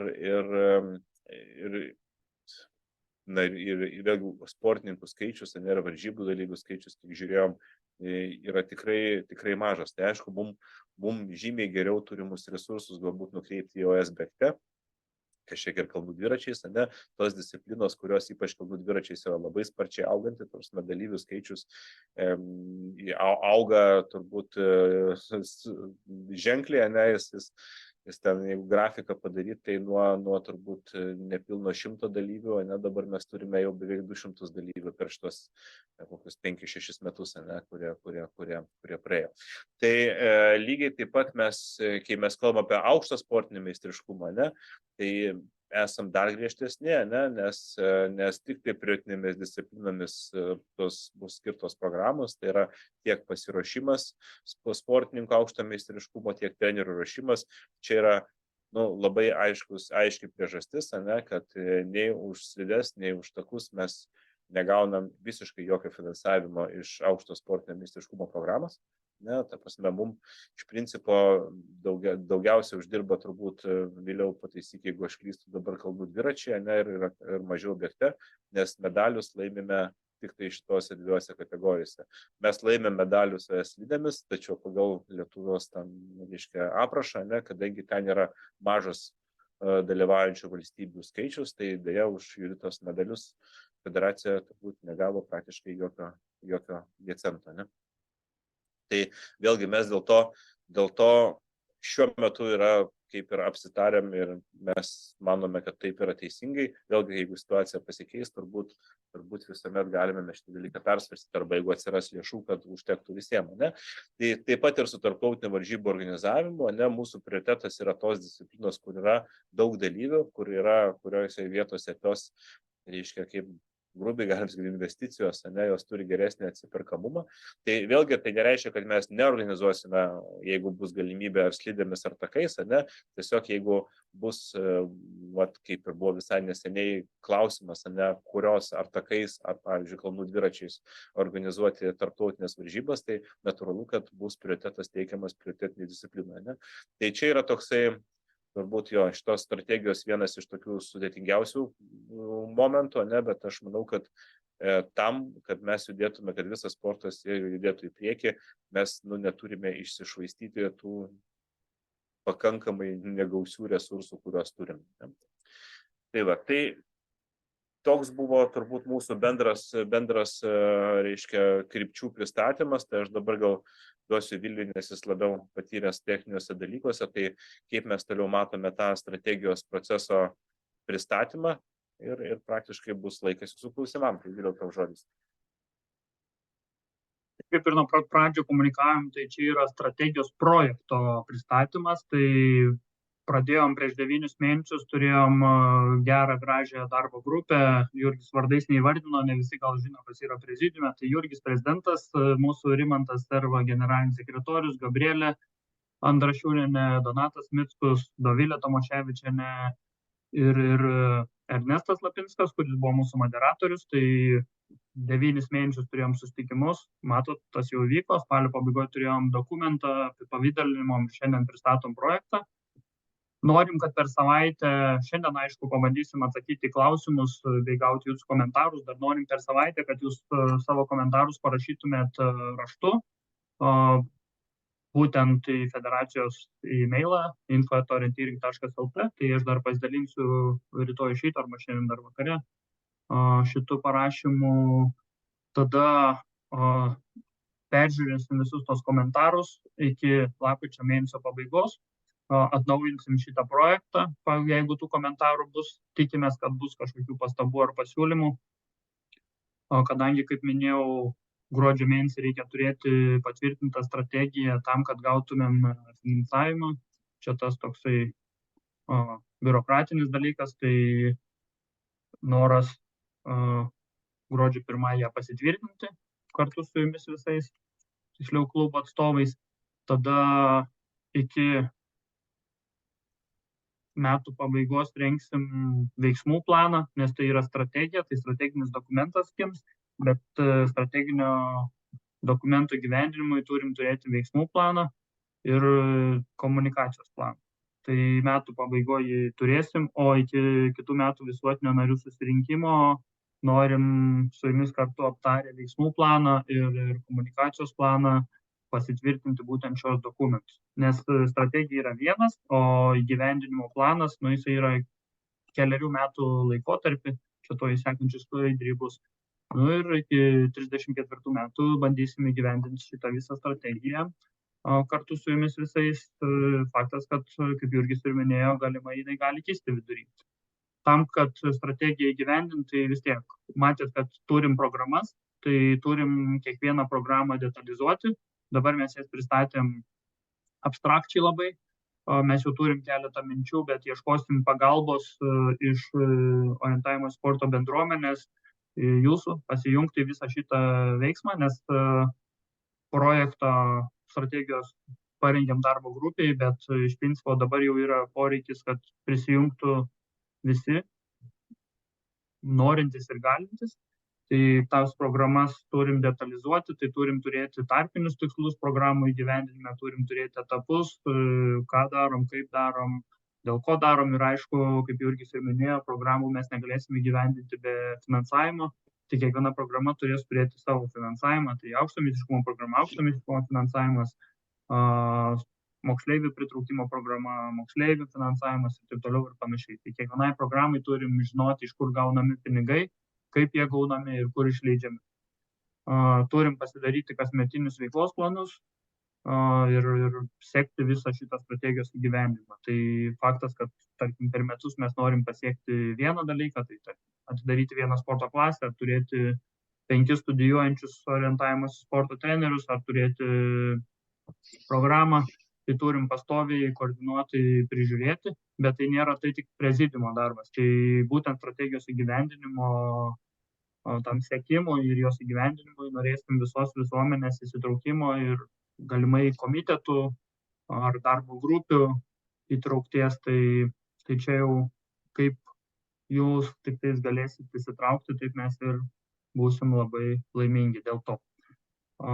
Faktas, kad 24 metų visuotinio narių susirinkime norim turėti visiškai išsamius dokumentus, pilnai parengtus, kad galima būtų ateinančius 10 metų dirbti pasiritojus rankovės ir negalvot, ar mes gerą kryptim važiuojam. Faktas, kad reikia galvoti, bet kad žinotumėm tikslą, kur einam visi kartu, nes dabar kartais būna tai, kad ką sugalvoji iš šito atsikėlęs, tai ten ir nuvažiuoji į tą pusę, o kartais iš principo tai nėra visiškai teisinga. Ačiū labai. Tai metas klausimams, komentarams. Tai kelkit, dar liko laiko. Jo, Tai Viliau, tu nam pareguliuok, nes tu tam tai viską. Kelkit rankas programėliai, Zoomo ir tada teiksim žodį, nes jeigu viens per kitą šauksim, tai bus negerai.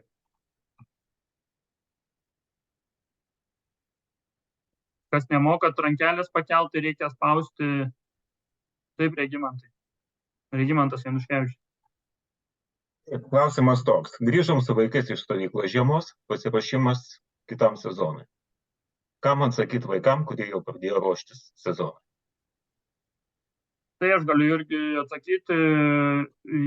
Regimantai, kalbėjom su jumis, kad žiemos disciplinai artimiausių metų pasiruošimui pinigų neplanuojama skirti, kaip Jurgis ir minėjo, būtent iš valstybės mes žiemos disciplinai negaunam, iš rezultatų negaunam visiškai nei 1 euro praėjusiais metais, nes šalių kiekis yra mažas. Išvežti į varžybas vešim, taip kaip ir buvo sakyta jums, taip kaip ir vaikai rašė per stovyklą, man asmeniškai, tai varžybas vešim, kas liečia pasiruošimam, tai yra sudėtinga situacija, pavadinkim taip, ir investuoti nėra. Faktas, kad jeigu visa mūsų bendruomenė orientavimosi sakys, kad turim skirti pinigus į orientavimo sporto slidėm discipliną, čia kaip minėjau, yra projektas. Jeigu tai yra daug pasiūlymų, kad į žiemos pasiruošimą reikia skirti lėšas, tai pakeisim šitą vietą. Ta prasme, tai nėra akmenim į akmenį rašyti. Nes manom, kad iš šitų vaikų, kurie gali išaukti tas, kas buvo irgi auksai. Mes nekvesionuojam apie rezultatus, Regimantai, mes kalbame, kad pasiektas medalis, nėra iš kur paimti pinigų, jiem paruošti. Tai yra aišku, bet kaip suprantu, tai yra 1 metai, kai yra neskirti pinigai. Ja. O strategija yra 10 metų. čia yra dalykas 1 metai, 10 metų. Nėra pinigai skirti jau kelerius metus, ten po šiek tiek yra skiriama dalyvavimus. Šiais metais OSS disciplina gavo 19 000 eurų, šiai minutė yra išleista 18 000 eurų, jeigu mes kalbam skaičiais apie 23 metus, metai iš metų jau ta disciplina tiek lėšų neiškovoja, kiek jinai gauna, taip pat kaip ir bėgte neiškovoja tiek, kiek jinai gauna. Mes gyvenamos, kada disciplinos lėšomis, pavadinkim taip, kalbam apie aukštą meistriškumą. Kaip ir minėjau, tai nėra 100% galutinis, pavadinkim tai dokumentas, jeigu orientavimus sporto visuomenė. Tai yra 37 nariai ir jų narių atstovai pasakys, kad mes turime investuoti į orientavimus sporto discipliną slidėmis, mes jie investuosime. Bet faktas, kad Lietuvoje sąlygų ruoštis nėra, Lietuvoje dalyvauti varžybų sąlygų nėra. Ir tai yra sudėtingas procesas. Aš nekvestionuoju klausimo, ar Margarita, Algirdas, Adomas ar kiti buvę stovykloje negali būti stiprus sportininkai. Faktas, kad jie gali būti stiprus sportininkai ir faktas, kad jie gali iškovoti medalius. Bet tuo momentu situacija yra tokia, kokia yra. Mes visų kėdžių neapsėsime. Taip pat kaip Norvegų federacija, pavyzdžiui, neturi OSKD disciplinos pas save, nes neturi galimybių. Jo, bet gaunasi taip. Gaunasi taip, kad šitą stovyklą mes organizavom iš asmeninių ir rėmėjų lėšų. Regimantai, jūs tą žinote. Galima taip. Regimantai, jūs tą žinojate, aš jums tą buvau sakęs ir nereikia dabar čia kelti šito klausimo, nes jūs tą žinojate, kokia bus situacija šiais metais. Ir kitaip. Aš šito nekvestionuoju, aš tiesiog sakau, kad tai gali vykti ir toliau. Jo, Regimantai, aš tai gal noriu pasakyti, kodėl tai ne metai, ne? Yra problema, kad orientavimas į sporto slidėmis pasaulinėse varžybose dalyvauja nepakankamas kiekis valstybių. Pagal dabartinį aprašą, dėl to jos nesiskaičiuoja į šitą įskaitą. Ne? Tai ne tai, kad metais ar 2 neskiria. Iš principo, už orientavimosi sporto slidėmis, tol, kol ten nebus, kiek dabar vėliau reikalauja 12 valstybių ar 16 jau. 16, nepamatyti. 16. Kol nedalyvauja 16 valstybių, tos varžybos aplamai neina įskaitą. Ne? Tai va čia yra problema. Kad jeigu mes sakom, kad mes turim investuoti į aukšto sportinio meistriškumo programą, su tam tikra mintima, kad mes kuo daugiau investuosim, tuo daugiau šansų gauti medalius ir tuo mes turime galimybę tą finansavimą pasididinti, aukšto sportinio meistriškumo. Tai su slidėmis yra ta problema, kad mes galim investuoti bilekiek, grąža iš ten yra 0. Tai vėl, kaip ir Vilius sako, tai nesako, kad mes visiškai tą sportą ignoruojam. Tiesiog šiai dienai yra tokia situacija, kad taip, mes vešime kitų sportų sąskaitą, finansuosime važiavimą varžybas tam tikrą, bet taip negalime finansuoti ir tokio pasirašymo, apie kurį mes dabar čia kalbame. Tai kaip už rėmėjus, aš manau, kad visuomet yra ta galimybė, taigi mes to nedraudžiam, nesakom, kad negalima ruoštis. Sakom tik, kad federacija dėja šiuo metu prie šito ruošimosi prisidėti negali.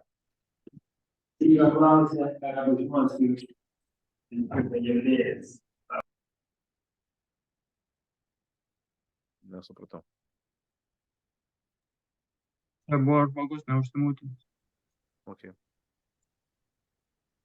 Aš gal tik dar papildysiu, čia kalbama apie aukšto meistriškumo pasiruošimo programą, kuri yra turbūt detaliai bus vėliau pristatyta vėliau. Jinai turi, kaip ir buvo pasakyti, jinai turi ir medicinos priežiūrą, ir trenerius tam atitinkamus, turi visą kompleksinę bazę. Tai va šitam dalim kol kas skiriama yra bėgte ir dviračiam. Slidės, taip, šiuo metu federacija, mes galvom, kad tai galėtų būti ne prioritetas, nebent kaip Vilius sakė, tikrai bus nubalsuota kitaip, bet čia kalbam apie kompleksinį visą pasiruošimą, kuris yra daromas visiems sportininkam bėgte ir dviračiais.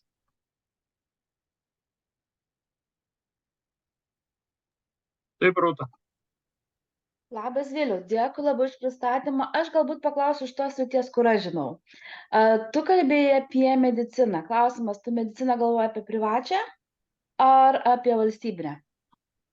Mediciną pradžiai ieškosim, kadangi resursas mūsų finansinis nėra didelis, tai tuos sportininkus su Lietuvos sporto centru, kol jie yra neprivatizuoti, pavadinkim taip, kad reguliarūs tyrimai būtų, lygiai taip pat su Lietuvos sporto universitetu norim bendrauti, nes jie turi tikrai geras laboratorijas, kas liečia fiziologinius tyrimus, o ir kraujo tyrimai kol kas, taip pasakykim, konkretaus varianto neturim. Mes buvom pasirašę sutartį su privačia kliniką, kam reikėjo, kad ištirtų kraują, bet miksą galvojam ir ieškosim partnerių, rėmėjų ir žiūrėsim, kurie pasiūlymai geriausi.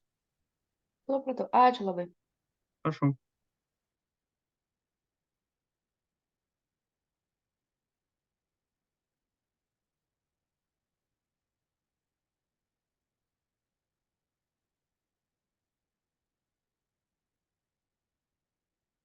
Visi vėliau šokiruoti pristatymą, aš suprantu. Niekas klausimų Ne, gal pirmas tonas mūsų su Regimantu nebuvo geras, bet, kaip ir minėjau, čia tokia situacija šiek tiek skaudesnė. Bet taip, Gabrielė. Negirdim, Gabrielė, tavęs. Čia Petras. Dabar. tai Gabrieliau, kalbėkit.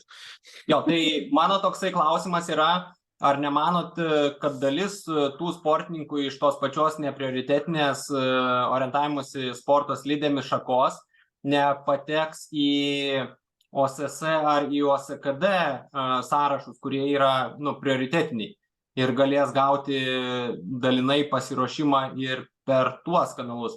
Ta prasme, kad pas mus žmonės yra pakankamai universalūs ir dalyvauja ne vienoje disciplinoje. Tai gal tai irgi iš dalies veža šitą reikalą į viršų. Taip galvojame, tai iš dabartinių orientavimo sporto slidėmis, tarkim, rinktinių kandidatų, kas šiais metais važiavo į rinktinę, jeigu nekalbėtumėm apie visiškus veteranus tenais, tai moksleiviai, būtent tai visi duotuoju momentu yra moksleivių bėgte rinktinėse ir visi teoriškai turėtų patekti 90% į tos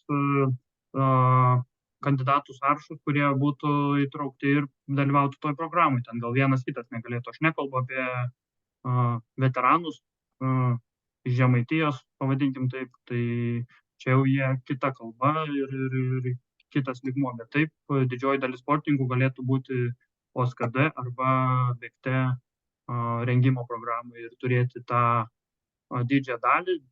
Tiksliau, vienintelio, ko jie neturėtų ir bet ko jam labiausiai reikia, tai tikslinių treniruočių ant sniego. Tai čia Regimantas apie šitą tikriausiai labiausiai turėjo klausimą. Justinai. Sveiki. Aš norėjau paklausti, šiaip visko išsamei nežiūrėjau, bet pažiūrėsiu įrašą, galbūt buvo minėta, kalbėta apie finansus, ta prasme, nežinau, ar čia į tą strategiją įeina toks klausimas, sakykime, kaip, pavyzdžiui, valstybės finansavimą matom, ar čia yra, kaip sakant, strateguojam viską, ką mes norim padaryti, bet, kaip ir minėjo, slidėm pinigų, kaip sakant, liaudiškai tariant, nebelieka, tai reikia, tas kryptis, kaip sakant, nutaikyti kitur, ar ne? Tai ar yra pagalvota, kaip ta strategija suguls, kai reiks finansų tam, nes, čia visko prisistrateguoti galim, jeigu taip gražiai kalbant, bet jeigu pinigų nebus, tai niekas nieko ir nedarys.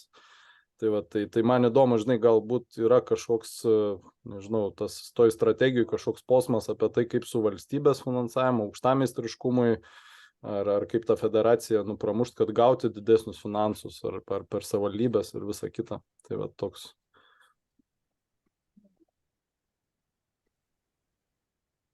Buvo, tai yra tokia ketvirta kryptis, tvarumas, finansai, apie tai kalbėjom, nežinau, tai tikrai vėlai įsijungiai tada, nes taip kalbėjom, kad išnaudoti, kad mums reikia nulipti nuo to, kad esam labai priklausomi nuo aukšto sportinio meistriškumo ir kad mūsų turi tas finansavimas aukštam sportiniam meistriškumui sudaryti bent jau po 10 metų nedaugiau kaip pusę visų federacijos pajamų.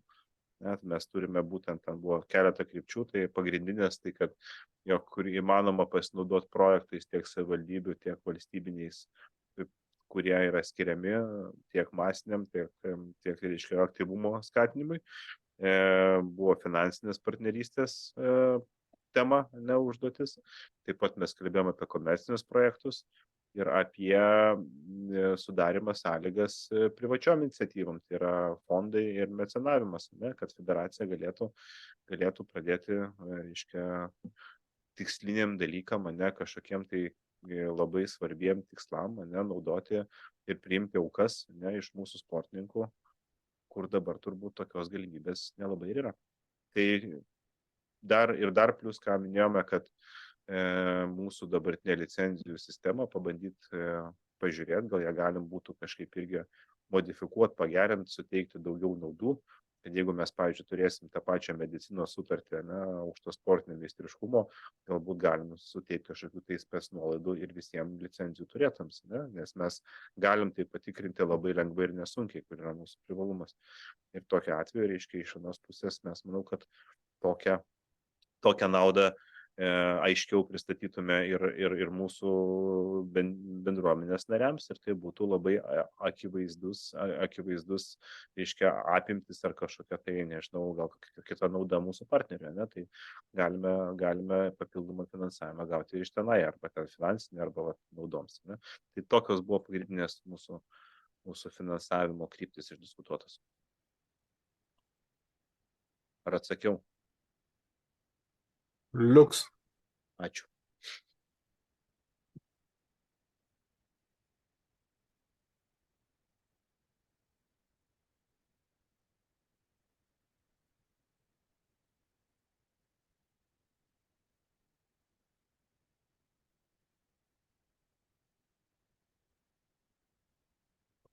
Niekas nepaklausėt, kodėl taip strategija vadinasi. Visiems aišku?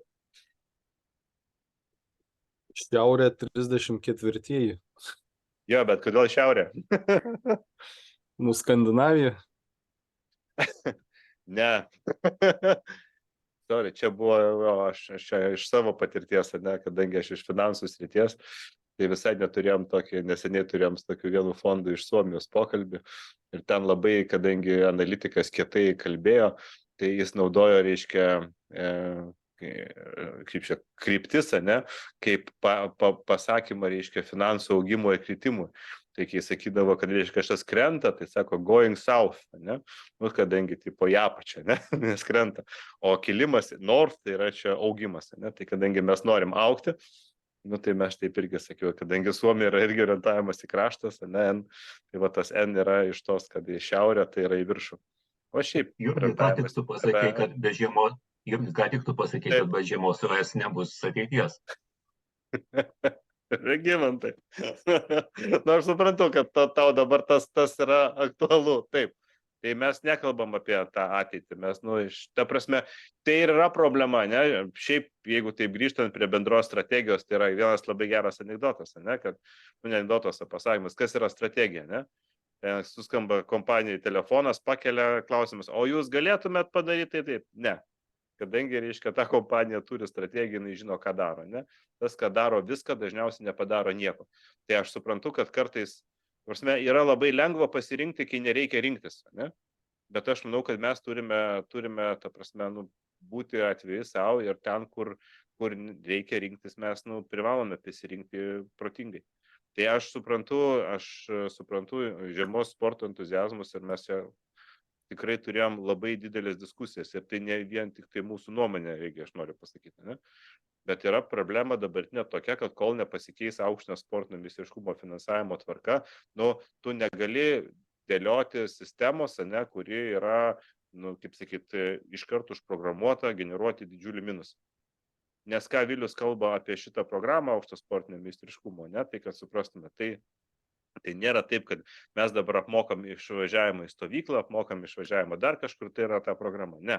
Mūsų tikslas, ne, kad jeigu sportininkas dedikuoja save aukštam sportiniam meistriškumui, ne, ir jis beje dalyvauja irgi tame finansavime, ne, tai nėra programa, kuri yra tik tai duodama, ne, jinai, prasme, ten sportininkas irgi turi turėti, ta prasme, tai yra, turbūt, kas esate gilinėsi tiek Šveicarijos, tiek Danijos, daug kas dirba tokiu pagrindu.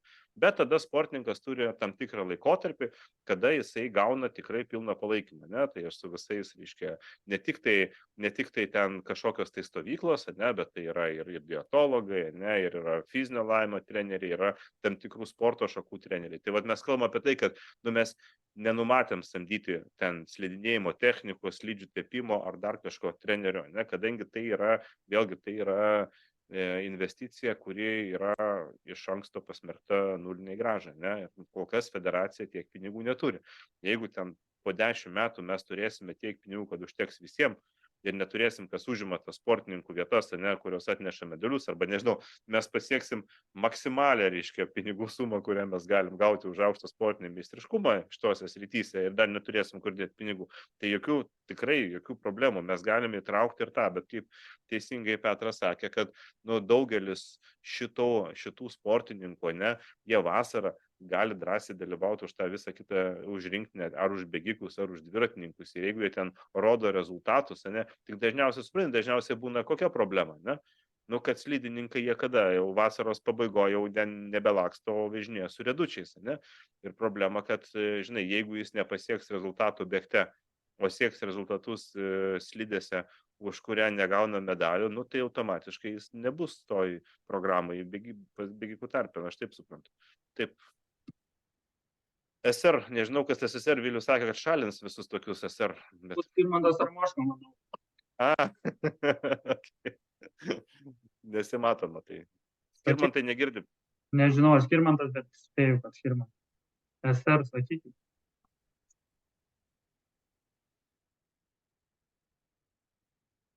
SR užsimutinės.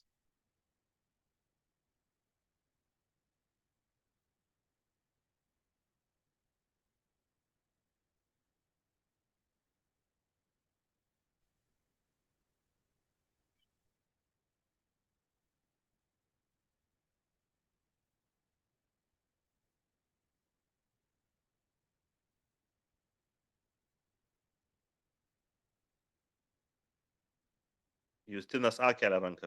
Nežinau, ar čia tas pats SR ar ne? Ne, Justinai, sakykit, kol SR nekalba. Jo, aš tokį techninį klausimą, o kas kiek laiko planuojat peržiūrinėti strategiją?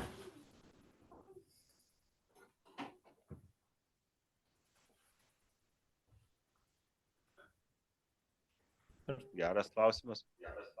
Aš manau, kad pradžioje reikės dabar pagal šitą esamą strategiją, vėlgi, kol kas ne tik tai yra projektas, ne, mes dar ją turime susiderinti ir pasitvirtinti, ne. Tai pagal ją reikės paruošti veiksmų planus ir aš manau, kad pirmas rezultatas, kaip vyksta strategijos įgyvendinimas, bus po metų, ne, mūsų konferencijoje narių, ne. Tai vėlgi vienas iš rodiklių turbūt bus ir veiklos ataskaita, ne, ar pavyko pasistumėti strateginių tikslų įgyvendinimui. Jeigu matysime, kad kažkas tai iškilo naujas dalykas, kažkoks tai, ne, arba kažkokia strategija, juodai pjaunasi su realybė, tai niekas turbūt nedraus sėsti ir peržiūrėti, bet turbūt bendra nuostata, kad, strategijos geriau labai smarkiai nekaitalioti, ne, nes tada tai jau nelabai strategija gaunasi. Tai čia labai sunku pasakyti, nesinori, užsikirs, kad ne, dabar 5 metus užrakinam, ne, kaip ten ES pinigus, jeigu įsisavinė, ne, ir tada viskas, nieko negalim su to daryti, ne, tai mes, aš manau, kad, nelabai žinom, kokios tos situacijos bus, bet šiaip jau tam, kad ją peržiūrėt, turėtų būti kažkoks tai rimtas pagrindas. Pavyzdžiui, galėtų būti pagrindas, kad vyriausybė iš esmės pakeičia finansavimo taisyklės, ne? Tai, ta prasme, išorinės sąlygos pasikeičia kardinaliai, tada be abejo mums reikia sėsti ir reaguoti į tai. Tai čia vienas iš tokių galbūt pavyzdžių, kada teks tiesiog ad hoc sėsti ir žiūrėti, ką mes turim keisti. Irgi, man atrodo, kad strategija labai gerai sudėlio. Regimantai, be rankos pakelimo nekalbam, tokios buvo taisyklės, atsiprašau, kad užmutinau, tai kelkit ranką, dabar Justinas buvo pakėlęs ranką, Justinai. Jo, tai dėkui už atsakymą ir dar tas papildomas klausimas, galbūt, aišku, jisai bus labai ankstyvas, bet bent jau pirmais metais, ar ne, jūsų vizija yra finansavimo proporcija tarp viešųjų pinigų ir privačių pinigų, ar ne? Kiek tikimės pritraukti iš privačių rėmėjų, tai nebūtinai, aišku, privatus asmenys, tai turbūt ir įmonės.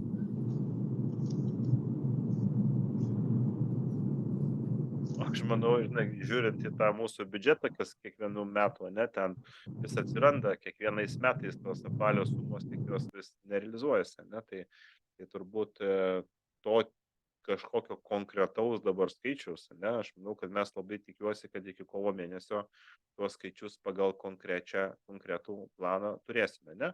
Tai apie ką aš kalbėjau, apie tuos fondus savitarpio ir apie mecenavimą, tai aišku, kad tai nebus turbūt, kad kovo mėnesį jau turėsim kažką pritraukę, tai tikrai ne, yra daugiau inicijavimas tų procesų, ne, aš kiek aš žinau, ten yra ir apie sporto fondą idėjų, yra įvairių idėjų. Tai neaišku, kaip jos realizuosis, ne, bet tikslas yra sudaryti galimybę. Galbūt mes galėsim kažką mecenatam pasiūlyti, ne, vėlgi kažkaip juos pagerbti ir panašiai, ne, tam turbūt daugiausia.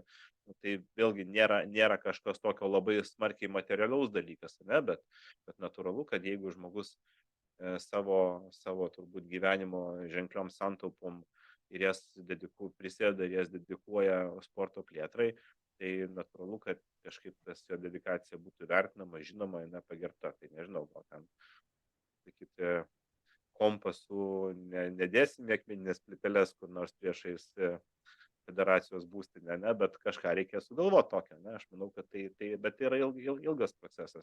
Aišku, tikslas, aš manau, kad ilgalaikis, kad jeigu mes ten turėsim 10-15% finansavimą iš tokių lėšų, tai bus fantastika, ne. Bus nuostabu, nes tai yra pinigai, kurie įkrenta kiekvienais metais reguliariai, tiksliai ir vis jų daugėja, ne. Tai ta prasme, tai yra turbūt tas finansavimas, kuris leidžia dėlioti ilgalaikius planus, ne, ir skirsis tas lėšas taip, kaip mums atrodo geriausiai sportui, o ne taip, kaip nustato aprašas kažkoks tai ministerijos pakeistas. Regimantai, sakykit. Šiek tiek komentaras apie pačią struktūrą strategijos. Jinai gražiai paruošta žiūrint iš finansinės pusės. Bet faktiškai yra kitas pagrindas, ant ko stovi. Vienas yra finansai, kitas yra žinios. Tai sakykime, jeigu žiemos auksai du pasiekti yra labai didžia dalim ir finansai plus žinios, tai reiškia, jeigu mes nefinansuojame žiemos, mes nurašome žinias. Tai reiškia, kad į ateičiai ir investiciją paprastai remiasi žinios plus finansai. Mes vieną šitą išmušam kaladę. Čia yra vienas mano toks komentaras. Ir kitas dalykas yra, jeigu norime kalbėti apie didesnį žmonių skaičių, panašiai, visą laiką yra labai svarbus yra ideologinis pagrindas. Tai reiškia, jei pasiekimai, auksai turi būti, jie turi figūruoti, jie turi būti kaip vedlys, kaip gairė į kainą. Tai čia mano tiesiog komentaras, nebūtina atsakyti. SR, sakykit. Ar girdisi? Taip. Tai jo, čia Skirmantas, iš tikrųjų Vilius atspėjo. Nemokėjau įsijungti mikrofono prieš tai, bet palaipsniui išmokau. Tai dabar mano būtų klausimas toks, reiškia. Tėtis dabar čia lūžta dėl tos žiemos. Aišku, čia visiems turbūt suprantama, kad visų skylių negalėtum pripildyti, reiškia, vienokio ir kitokio turinių. Aš norėčiau paklausti gal iš kitos pusės. Aišku, atmintinai nemoku, aš dar vis tos strategijos, tai paklausčiau taip, nuo ko visgi galėtų būti pradedama, nes atsukus turbūt kažkurią iš skaidrių, arba net eilę skaidrių, mes rasime labai daug, plačios veiklos. Ir čia kalbant apie tą, sakykime, slidės, čia, sakau, ir be to yra labai daug numatyta. Labai daug. Tai vat mano būtų klausimas, nuo ko būtų pradedama. Kokie yra prioritetai strategijoje. Tarkim, ar nuo medicininės ten apžiūros, reiškia, sportininkams, ar nuo aukšto meistriškumo trenerių ruošimo, ar nuo žemėlapių padarimo prie mokyklų, o gal ne prie mokyklų. Na, vat šito, aš sakyčiau, nes, matot, iš tikrųjų labai daug visko parašyta ir kur būtų pradžia. Jurgi, jeigu leisit, atsakysiu. Gerai, prašau. Aukštas meistriškumas Skirmantai vienareikšmiškai Oskada ir Bėgte rinktinių treneriai. Ir pirmas dalykas, antras dalykas pasirengimo atskirimas nuo dalyvavimo, tai Team Lithuania koncepto įgyvendinimas. Tai čia per 24 metus tą reikia padaryti. Tikimės, kad treneriai atsiras jau 24 metų pradžiai. ne komandų vadovai, o treneriai. Tai čia aukštas meistriškumas. Aukšta meistriškume, aišku, tas prioritetas yra mums tarptautinės varžybas. Reguliariai organizuoti kas 2 metus bent vieną renginį. Tai 25 metais turime Europą, 20 dviračius, 26 jau 99% turime Europą bėgte. Noras yra 30 turėti veteranus bėgte, tam, kad galėtumėm turėti tvarų finansavimo šaltinį, užsidirbti iš tų varžybų ir ten toliau tam tikrus dalykus daryti.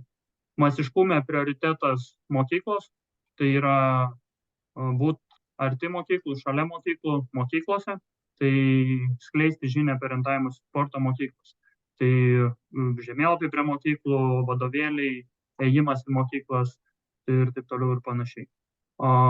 Tvarume prioritetas, sakyčiau, dabar turėtų būti organizacinis tvarumas ir finansinis, tai kad mes turėtumėm daug aktyvių žmonių, kurie prisidėtų prie įvairiausių veiklų.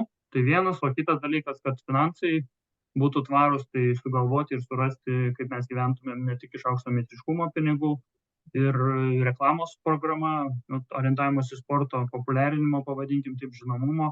Tai tiesiog irgi pirmais metais yra noras pasirengti tą pačią programą strateginį komunikacijos. Kaip mes pristatom tą sportą ir kodėl mes pristatom. Tai čia yra tokie grūbus labai prioritetai. Jurgi dar pridėkite. Jeigu papildysiu, kaip Skirmantai sakiau, mums labai svarbu, kad mes darytume galbūt ne milžiniškus iškart žingsnius vienoje srityje, kaip sakai, pagrindinė, ne? O pradėtume po truputį sukti visur.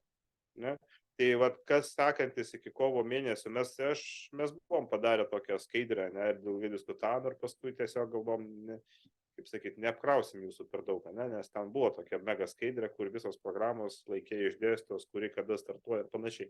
Tai natūralu, kad reikia, ta prasme, kaip ir sakiau, kad jeigu mes kalbam apie masiškumo programą moksleiviams, ne, ir kad moksleivis atėjęs į kokią ten 5 klasę, jis jau turėtų pas ką eiti treniruotis, tai tam treneriui reikia pradėti ruošti likus keliem metam iki to laiko. Taip? Tai vat čia, ką Vilius ir sako, mums mokyklų programa ir mes, jeigu kalbam apie masiškumą, tai moksleiviai ir tie fizinio aktyvumo instruktoriai yra prioritetas, taip, jie yra bendrai prioritetas toj programai, suaugę yra antras žingsnis, ne? Bet konkrečiai, ar mes pradedam nuo 5-oko, ar pradedam nuo 3-oko, ar pradedam nuo dar kažko, ar fizinio lavinimo trenerių seminarų, tai čia mes ir turim šitą sudėlioti per ateinančius ten kelis mėnesius, nes galbūt vieniem dalykam reikės kažkokių tai pinigų, kitiem reikalam reikės kažkokių tai leidimų, gal kažkas tai iš vis priklausomos nuo metų laiko, ne? Tai gali būti, kad iki to galėsim kažkokius lygiai greičiai kitus darbus nusiveikti. Tai čia dabar mes iš tikrųjų norėjome su visuomenė pristatyti savo mintis, savo matymą, ne? Jeigu iš principo bus tam pritarta, tai sekantis darbas yra viską šitą sudėlioti į daug Excelio lentelių, į planų, kurie paskui turės ir savo finansinę išraišką ir aišku, svarbiausia surasti tuos lyderius, kurie apsiims ir pradės tas programas kuruoti. Čia bus, manau, didžiausias iššūkis, ne? Bet jeigu kalbėti apie kryptis, tai ką Vilius sakė, masiškumas moksleiviai, aukštas sportinis meistriškumas, tai yra treneriai ir pasiruošimo atskirimas, ne? Kad pasiruošimas būtų kokybiškas. Gendrikai. Negirdim jūsų? Oi, mikrofonas buvo išjungtas, atsiprašau. Girdim, dabar puikiai girdim. Aišku, ten jau mes veteranai, bet man iškyla problema apie tai, kad mes jaunimą pradėtumėm įvesti būtent į orientavimosi sportą. Ne į bėgiojimą, ir yra numatyta toj programoje, aš girdėjau vadovėliai, kokie tai nors metodinės rekomendacijos, kaip reikia treneriam dirbti su vaikais, nes irgi imkim dabar slidininkai pakabino, kaip yra ruošiami slidininkai, ar tai, kad jis rolikais važinėjasi, ar jisai žiemą su slidėm kažkokius ratukus suka, ar jisai ruošiasi būtent orientavimusi slidėm sportui. Nes čia yra visai atskiros sporto šakos. Ir aš manau, kad reikia pažiūrėti Skandinavai, ar turi tokių vadovėlių. Gal ir turi, ten aš tiesiog, jau mes nusenę labai anksčiau, kai pradėjom sportuoti, tai buvo naudodavom Skandinavijos vadovėlius kažkokius, kuriais būtent treniruodavomės būtent orientavimosi sportui, ne krosui, ne kažkam. Ir vat aš negirdėjau, kad būtų kažkokie tai treneriam rekomendacijos ar vadovėliai ruošiami, kaip jiem reikia dirbti su tais vaikais. Nes aš kiek pamatau vaikus miške, tai pasimetusius, tai tikrai matau, kad jie nelabai treniruoti, o tik tai šiaip surinkti ir paleisti į mišką. Viliau, tu atsakysi? Tai Henrikai, šiokius tokius vadovėlius, ne šiokius tokius, tai turim kaip mokyklose būtent treniruoti orientavimosi sportą, bet labiau kas liečia bėgte, kas slidėmis tikrai specifikos neturim, kas dviračiais tikrai irgi specifikos neturim, lygiai taip pat turim kokių 9 metų senumo knygą treniruotę į lietuvių kalbą išverstą iš švedų kalbos, tai ten irgi apie orientavimosi sporto treniruotės bendrinė prasme yra, apie psichologiją, apie mąstymą, apie strategiją, tai tos knygos yra. Mūsų treneriai patirtį turi dabartiniai, jie kažką naudoja, kažko nenaudoja. Tai iš principo mūsų ir yra irgi vienos programa, aukšto meistriškumo trenerių programa, tai būtent arba esamus trenerius padėti, motyvuoti juos, paskatinti, tobulinti savo žinias arba pritaikyti turimas tas žinias. Tikrai tie treneriai mūsų turi tas žinias, tik tais gal nebeperteikia taip gerai arba perteikia, tie vaikai netaip perima. Metodinė medžiaga šiokia tokia yra, bet faktas planas yra ateityje bendradarbiaujant su Švedijos federacija, su Suomijos federacija, turim Nord grupę, jie tikrai dalinasi atvirais failais ir versim į lietuvių kalbą, galbūt neleisim į printą, bet skaitmeniniam formatui tikrai tą medžiagą, kokią tik tais turėsim, planas, kad ją versim ir duosim treneriam, nariam, instruktoriam, visiems žmonėms, norintiems dirbti su vaikais. Nes be metodinės medžiagos iš principo tikrai niekur toli nenueisim. Jo, tai iš mokyklų viena iš programos yra dalių, kad mes įjungiam ir mes jau bendravom su fizinio lavinimo mokytojais, kad būtent jiem paruošti labai aiškią paprastą metodiką, kaip vaikus supažindinti su orientavimosi sportu, kaip padaryti ten paprastas treniruotės aplink mokyklą. Tai yra tai, ką gali padaryti fizinio lavinimo mokytojas, tik tai jam reikia duoti instrukciją, grubiai tariant, nes jisai pats to nesugalvos. Tai mes jau tą diskutavome, nes vadovėliuose visose jau yra tikrai visų leidyklų apie orientavimosi sportą parašyta, tai aišku, reikia vėlgi turbūt darbas bus su mokytojais, tai ta programa ir apima daugiau tokį koordinavimą, pagalbą, kažkokį seminarą mokytojams, kaip tai pristatyti. Tai vat, ką federacija tikrai pasiruošusi šitam fronte daryti, tai tą visą informacinį palaikymą, tai yra pagalba, išmokant, paaiškinant kaip. Ką jūs kalbate apie jau aukštą meistriškumą, tai teisingai, tai čia yra jau ta turbūt kita atskira kategorija, ten yra jau specifinės metodikos ir ten turbūt jau bus, aš labai tikiuosi, kad Team Lithuania bus ten rimto lygio sportininkų rengimas, tas, kuris galės tikrai paruošti sportininkus, kurie galės užtikrintai lipti ant podiumo, ne tik atsitiktinai, bet ir nuolatos. Aš tikiuosi. Ačiū, sakau, labai svarbu ten tokia ypatingai fizinio mokytojams, kaip jūs sakote, tai kad jis būtų labai aiškus toksai nurodymas, kaip tą treniruoti būtent orientavimosi sportą.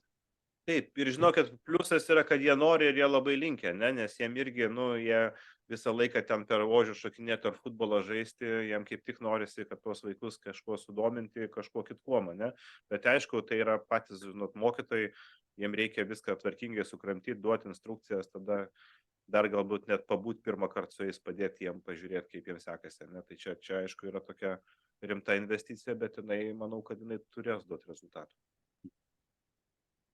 Gerai, ačiū labai.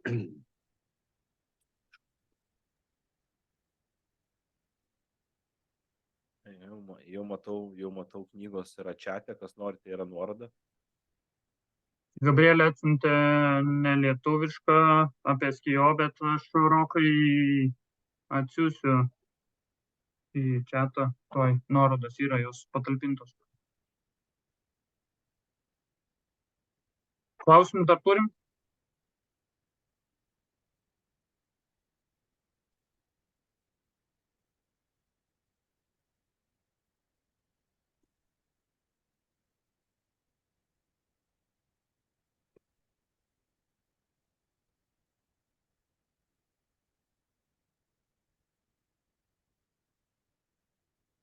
Kaip ir nelabai suprantu. Tai manau, kad Vilius, nežinau, kada tu galėsi patalpinti PDF failą iš tos prezentacijos, sakė, ir įrašą patalpinsi, ne? Bet atskirai galim bus ir failą patalpinti, peržiūrėti, ne? Ir tada tikrai labai kviečiu visus siūsti savo pasiūlymus, argumentus, ar ką pakeisti, galbūt ką kažkom papildyti, ne? Žinot, vis tiek, nors atrodo svarstėm viską ir daug, bet aišku, visuomet kuo daugiau galvų, tuo galbūt daugiau gerų teisingų minčių. Tai labai kviečiu visus prisidėti, nes čia ne mūsų kažkokia strategija, o mūsų visų, ne, visos bendruomenės strategija, ta, kurią mes turėsime vienaip ar kitaip vadovautis kitą dešimtmetį iki 34 metų. Ne?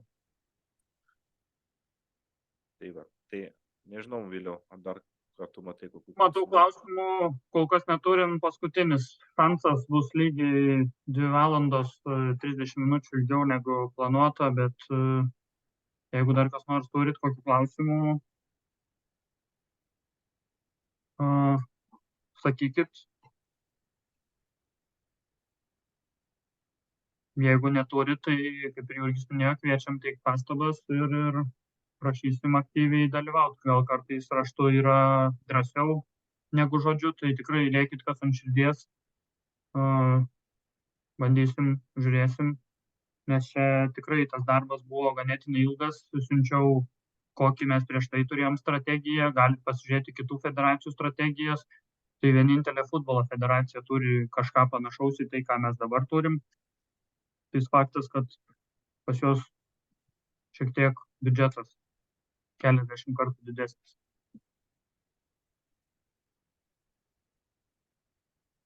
Tai jeigu klausimų nėra, ačiū labai visiems susirinkusiems. Šiandien pat patalpinsiu skaidrės, kurias matėt svetainiai, išsiųsiu e-mailą. Video bus rytoj, nes jisai turi susikonvertuoti ir įsikelti į YouTube. Tai ačiū visiems, gero vakaro. Jurgi, jūs. Ačiū visiems. Ačiū už kantrybę ir tikrai malonu matyti tiek daug susirinkusių. Tai jau matau, kad klausimas svarbus, tai labai smagu. Ačiū labai visiems. Dėkui. Gero vakaro. Sėkmės.